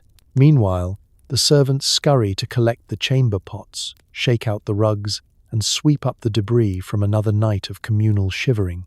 If you're noble, you get to complain about the temperature while someone else fetches your slippers. If you're not, you just get on with it. After all, the day's work waits for no one. Modern mornings might be rushed, but at least you can do them in warmth and solitude. In the castle, the cold is the first thing to greet you and the last thing to leave. And so, you carry on, heartened only by the promise that tonight you'll get to do it all again, colder, older, and maybe, just maybe, a little wiser. Forget what you've seen in period dramas. Nobody is waking up refreshed and radiant. Castles look cozy on screen. In reality, they're stone refrigerators with a gift shop. Let's be honest. When you think of castle life, you probably picture a roaring fire, velvet curtains, and people gracefully sipping spiced wine while their hair glows in candlelight. Everyone looks impossibly well rested, wrapped in perfectly arranged furs, gazing out frosty windows as snowflakes swirl artistically. The beds are always enormous, with canopies and enough pillows to require their own title deed. You want to move in. Who wouldn't? But real castle life? Swap the Instagram filter for a reality check. Take away the film crew and clever lighting, and you'll see why cozy is just an ambitious marketing strategy. The average castle is, in truth, a marvel of medieval engineering. But only if the goal is to keep people as close to room temperature as a wheel of cheese. The walls are thick, unyielding, and perpetually cold to the touch. No matter how many tapestries you hang or furs you pile on, they radiate a kind of existential chill that seeps directly into your bones. The Great Hall isn't so much a social hub as a wind tunnel, and even the smallest rooms echo with every footstep and every complaint. Every attempt to create comfort, a fire here, a curtain there, is basically just decorating your freezer. The only thing that heats up reliably is your face when the wind finds a gap in your nightcap and blasts your nose with a draft that smells faintly of last century's mildew. Bedrooms aren't havens, they're iceboxes with slightly more furniture. 4-poster beds, so glamorous in movies, were invented to create an illusion of warmth. You pulled the curtains, piled on the blankets, and prayed. If you're a lucky noble, you might have a feather mattress instead of straw. But you'll still wake up every morning tangled in cold sheets and existential dread, wondering why you didn't choose to be born as a fireplace instead. Of course, in fiction, everyone always seems healthy. In reality, between the cold, the drafts, and the nightly menagerie of bedbugs, lice, and livestock, no one wakes up refreshed. The concept of beauty sleep doesn't exist. It's more like survival nap. Everyone's skin is chapped, their noses are red, and their hair is flattened by the weight of nightcaps and whatever animal decided to use them as a pillow. Let's talk about the food. Period dramas show endless feasts, golden roasts, and piles of fruit. Reality? You're lucky if your bread isn't frozen, and your cheese hasn't picked up the taste of the damp air. The only warming drink is ale that's slightly above freezing, if you can fight the dog for it. And those magical moments when a couple gazes out the window as snow drifts by? In real castle life, someone is desperately stuffing rags into the cracks and muttering curses in 3 languages. The snow outside is pretty until you realize it's also accumulating inside, on the windowsill, and occasionally on your pillow. Even the so-called modern castles, the ones you can visit today, complete with roaring fires and heated bathrooms, are lying to you. They were retrofitted with modern heating. The only original thing about them is the persistent cold you feel if you sit down for too long on the stone bench in the main hall. So next time you see a dreamy castle scene on TV, remember, real castle dwellers weren't basking in luxury. They were survivors, expertly layering up, trading firewood like currency, and dreaming not of romance, but of the day someone would invent insulation, or at least a better hot water bottle. The true miracle of castle life wasn't waking up refreshed, it was waking up at all. Cozy, it was not. But at least you got a good story out of it, and possibly the world's coldest toes.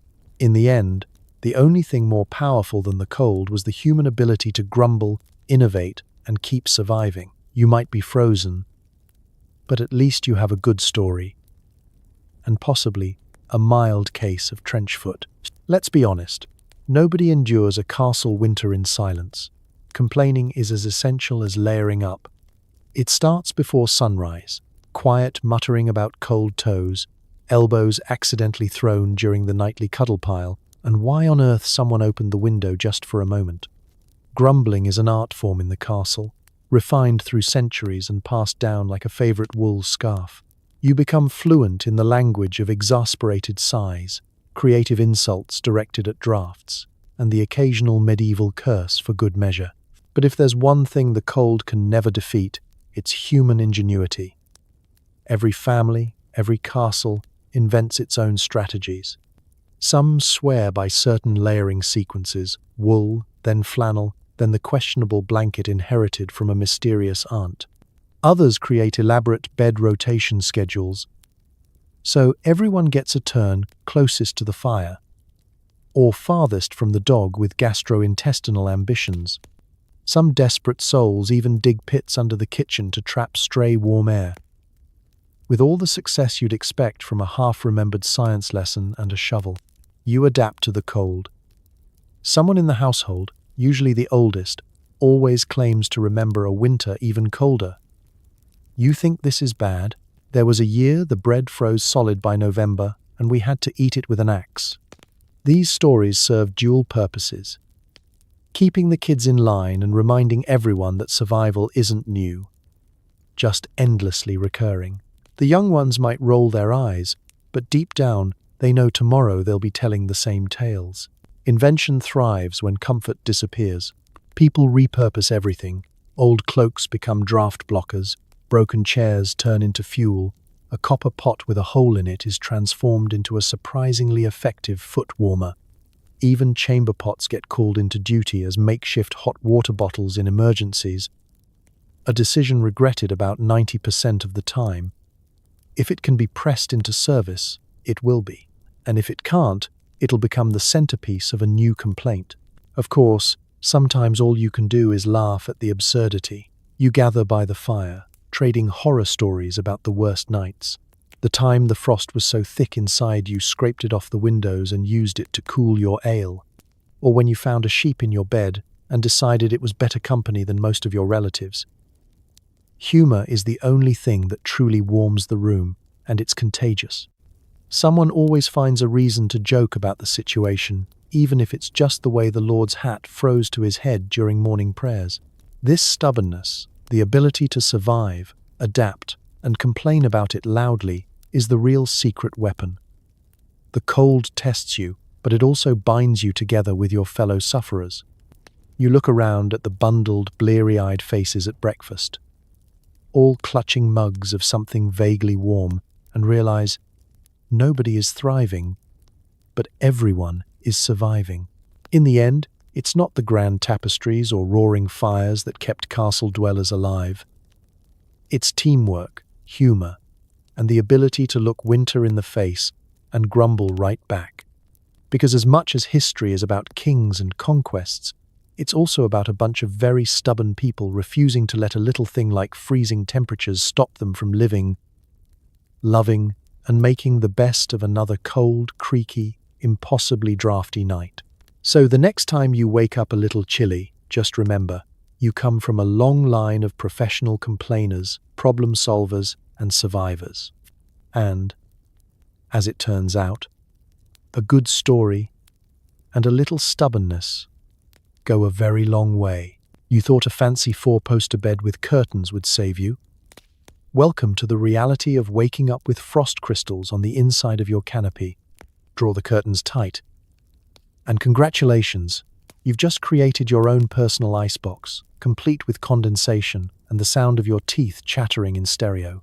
It's easy to be seduced by the romance of a four-poster bed. All those flowing drapes, ornate posts, and billowing fabric, as seen in every period drama, seem to promise warmth, luxury, and a soft buffer against the trials of castle living. The truth? Those bed curtains are just there to trap the cold in with you and provide the added entertainment of watching your own breath freeze to the underside of the canopy. Each evening, the bedtime ritual begins. You climb beneath a mountain of blankets, pull the heavy velvet curtains closed, and settle in with the optimism of someone who's never met a true castle draft. At first, it seems almost magical. Candlelight flickers across the tapestry, shadows dance on the fabric, and you're ensconced in what feels like a secret fort. The illusion lasts about 5 minutes. Then, as the night deepens, the problems reveal themselves. With every exhalation, you send out a plume of warm, moist air, which has nowhere to go but up. And up it goes, condensing on the inside of your lovingly embroidered canopy. By midnight, you're not just breathing. You're manufacturing tiny icicles, which dangle overhead like frosty accusations. If you shift your head on the pillow, a flurry of snowflakes might drift down, leaving you to wonder if you're actually outdoors after all. The bed itself becomes a microclimate, a sealed environment where the cold multiplies in the darkness.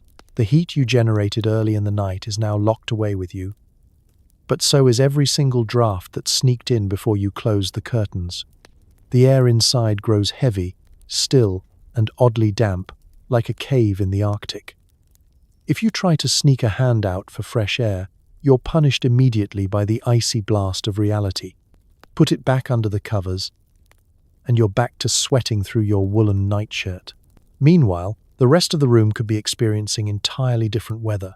Sometimes, the inside of your bed is several degrees colder than the castle itself. Proof that the laws of thermodynamics were apparently suspended in 19th century bedrooms. Some brave souls try leaving the curtains open a crack for ventilation, but this usually just invites the phantom draft in for a midnight chat. The real comedy comes in the morning. You wake up to the delicate sparkle of frost patterns above your head, and as you groggily throw back the curtains, all that carefully cultivated condensation comes raining down onto your face, pillow, or, if the universe is feeling cheeky, straight down the back of your neck. There's nothing quite like starting the day with an impromptu ice shower, courtesy of the interior design trends of 1840. Of course, the household has its own set of solutions. Some families swear by extra layers on the canopy, stuffing more fabric between you and the cold. Others resign themselves to waking up frosted, treating it as a kind of perverse badge of honor. If you didn't scrape ice off your bed curtains, did you even sleep in a castle? Today, four-poster beds are the height of retro chic, symbols of luxury and romance. But before you splurge on one, remember, in the old days, they were less cozy sanctuary and more refrigerator with curtains. The next time you watch a period drama and swoon over a dramatic canopy bed, just imagine the hero waking up with icicles in their hair and frostbite on their dignity. Because in the castle, not even your bed was safe from the cold, or from a little slapstick suffering before breakfast. Victorian wisdom says a tot of brandy before bed helps you sleep, and it does. Right up until you need to make the midnight trek to the chamber pot.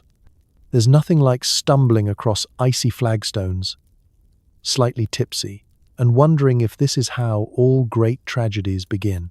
The nightcap, no, not the cute hat, but the strong drink, was a cornerstone of Victorian survival.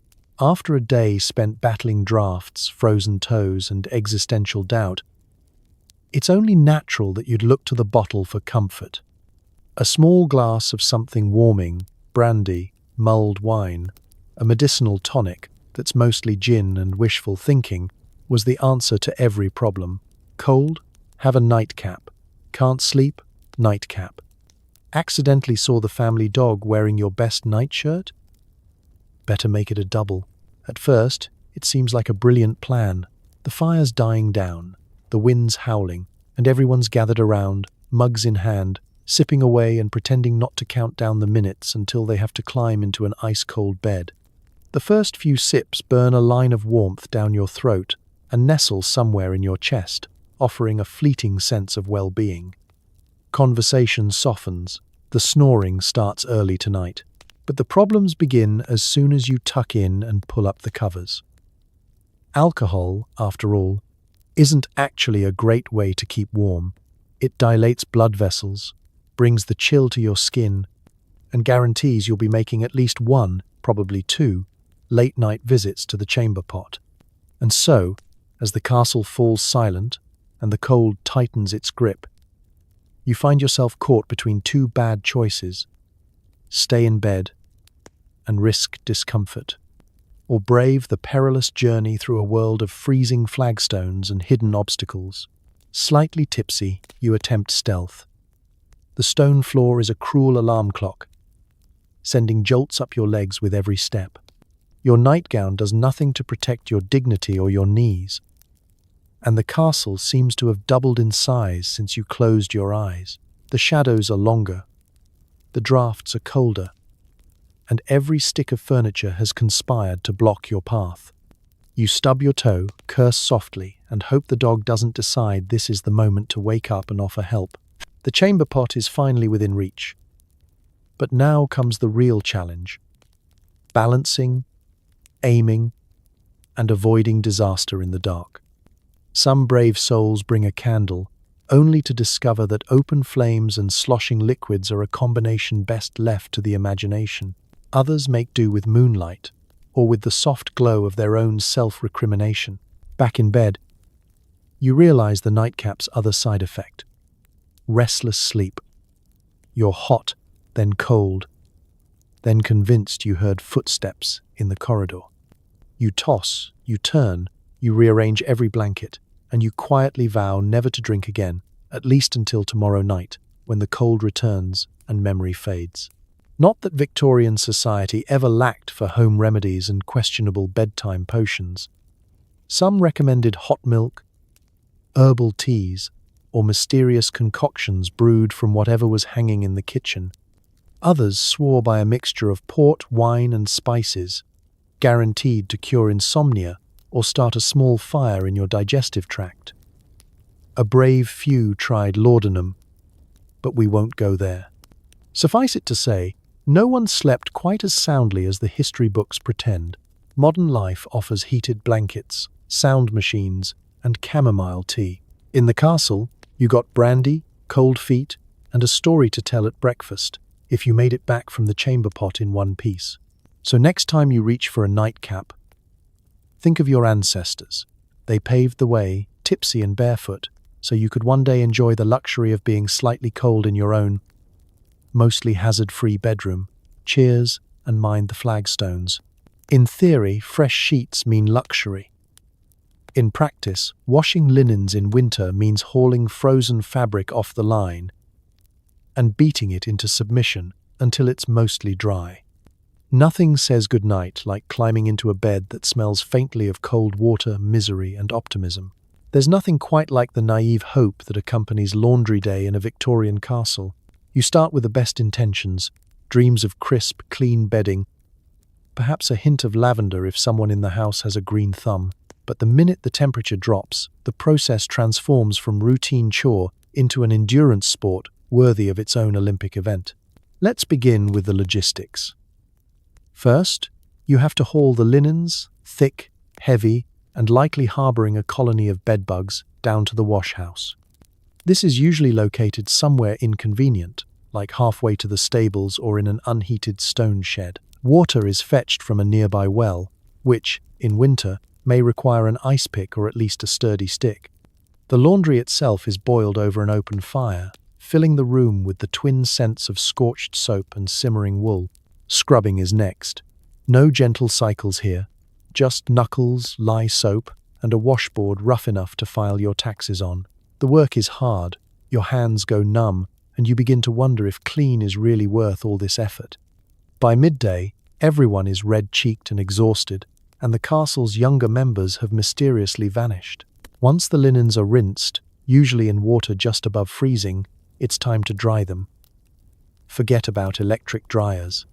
In a Victorian castle, you haul everything outside and drape it over hedges, ropes, or if you're lucky, a primitive wooden rack.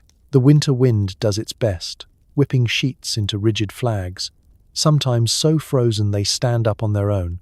If you're very unlucky, snow begins to fall, and you'll find yourself peeling frozen bed linen off the ground like medieval pizza. Airing out the linens by the fire is the next best thing, but this brings its own hazards. Drying too close to the hearth can result in scorched edges, accidental fires, or, more likely, a damp sheet that smells like last night's dinner. Sometimes, in utter defeat, the sheets just get thrown over chairs, stair railings, or the backs of livestock, in hopes that anything will help remove the last vestiges of moisture and shame. When you finally remake the bed, it's with linens that are technically clean, but still cold and only mostly dry. They emit a unique aroma, a blend of wood smoke, faint mildew, and whatever passed for detergent in the 19th century. Climbing in for the night, you brace yourself for the shock, damp fabric clinging to your legs, a chill that creeps up your spine, and the realization that your ancestors must have been part penguin. Laundry day doesn't end with the linens. There's still the night clothes, towels, and anything else that needs a fresh start before it's frozen solid. If you're a servant, you spend the evening ironing sheets by the fire, an effort that mostly just redistributes the moisture. If you're lucky, someone sneaks a blanket onto the bed before it's completely dry, using the collective body heat of the family and occasionally the dog to finish the job. Modern complaints about folding fitted sheets or waiting for the dryer buzzer pale in comparison. Today, laundry is a button press and a sigh. In the castle, it was an act of bravery, community, and pure, stubborn hope. So the next time you slip between freshly laundered sheets, spare a thought for those who battled winter's chill with nothing but determination and frozen optimism. If your bed feels a little too warm, well, consider it a miracle centuries in the making. Grandma swears by her remedies, hot onion poultices, mustard plasters, and mysterious ointments that smell like something dug up from the garden. Do they help with the cold? Not really, but at least they give you something new to complain about at breakfast. Every Victorian household had its own cure for the ever-present chill, and every family member was, in their own way, a part-time apothecary, kitchen chemist, or amateur magician, with central heating just a twinkle in some future engineer's eye. It fell to the ingenuity and questionable taste of your elders to keep frostbite at bay. Nothing says good night quite like having a hot compress of onions tied to your feet by someone with an unsettling glint in their eye. Let's start with the legendary onion poultice. Onions, believed to draw out the cold, were chopped, heated, and mashed into a squishy, fragrant mess. This pungent paste was then wrapped in rags and tied directly to whatever body part was most at risk of turning blue: feet, hands, even the chest for extra points. You might go to bed smelling like a half-finished stew, but at least you had the satisfaction of knowing that everyone else would suffer with you the moment the aroma seeped through the room. Then there was the infamous mustard plaster, guaranteed to stimulate circulation and banish chills. Translation: you smear your skin with a concoction hot enough to make your eyes water, and then sit back as it burns you into believing you're warmer than you really are. If you complained, Grandma would nod approvingly and say, "It means it's working." If you stayed silent, she'd add another layer just to be sure. You learned to pick your battles. And who could forget the mysterious ointments, passed down through generations?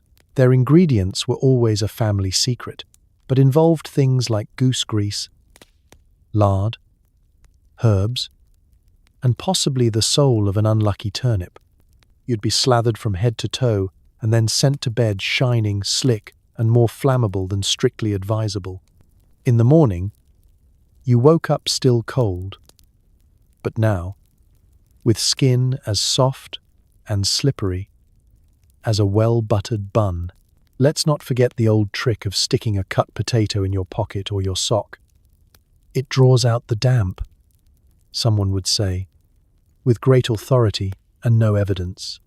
Or the cups of hot vinegar you'd be told to sip for the blood. The only real result? Breath that could clear a room and a digestive tract in open revolt. Even the food became medicinal. Garlic stews, ginger teas, and more hot peppers than seem reasonable for a climate where nothing actually grows in winter. The idea was to warm from the inside out, which mainly led to arguments about whether the house was cold or if everyone was just sweating from dinner. Despite the lack of real results, there was comfort in the ritual.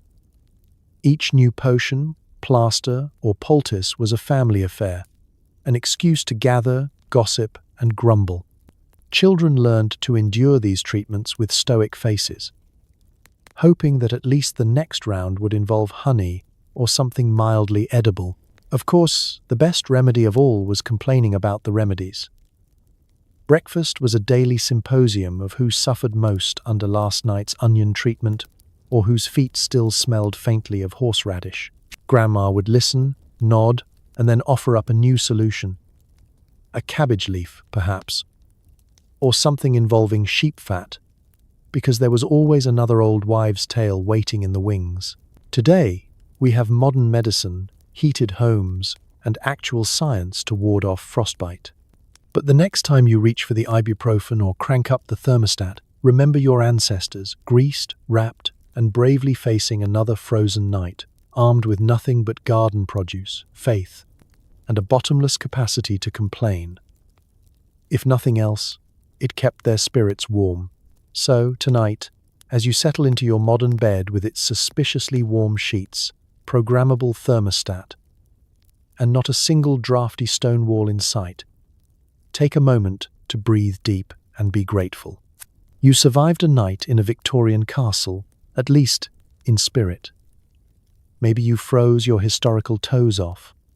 Maybe you woke up pressed against a sheep, or your hot brick burned a hole through the mattress. Maybe you just spent 8 hours shivering, wrapped in so many layers you woke up looking like a forgotten laundry pile. But you made it through. Imagine the real people. Nobles and servants, kids and grandparents, grumbling night watchmen, and determined grandmothers with their onion poultices, who did this every single night, year after year. Their world was colder, itchier, and far more communal than anything most of us will ever know. And yet, they laughed, loved, complained, and found clever, stubborn ways to keep going. Sometimes they survived by huddling close, sometimes by stuffing sheep's wool into the window cracks, sometimes just by sheer force of will. It's easy to look back and see only suffering, but there's also something wonderful in their resilience. The truth is, history isn't just a catalogue of disasters, it's a collection of stubborn optimists refusing to let the cold win. It's the reason you have cozy pajamas, electric blankets, and central heating, because generations before you absolutely refused to freeze quietly. So tonight, as you pull your blanket up to your chin and listen to the hum of your heater, maybe whisper a quiet thank you to your ancestors for every stone they hauled, every night they spent shivering, and every time they managed to keep the fire alive just long enough to see another morning. History might be cold, uncomfortable, and a little absurd, but it's also proof that humans are tough, hopeful, and endlessly inventive.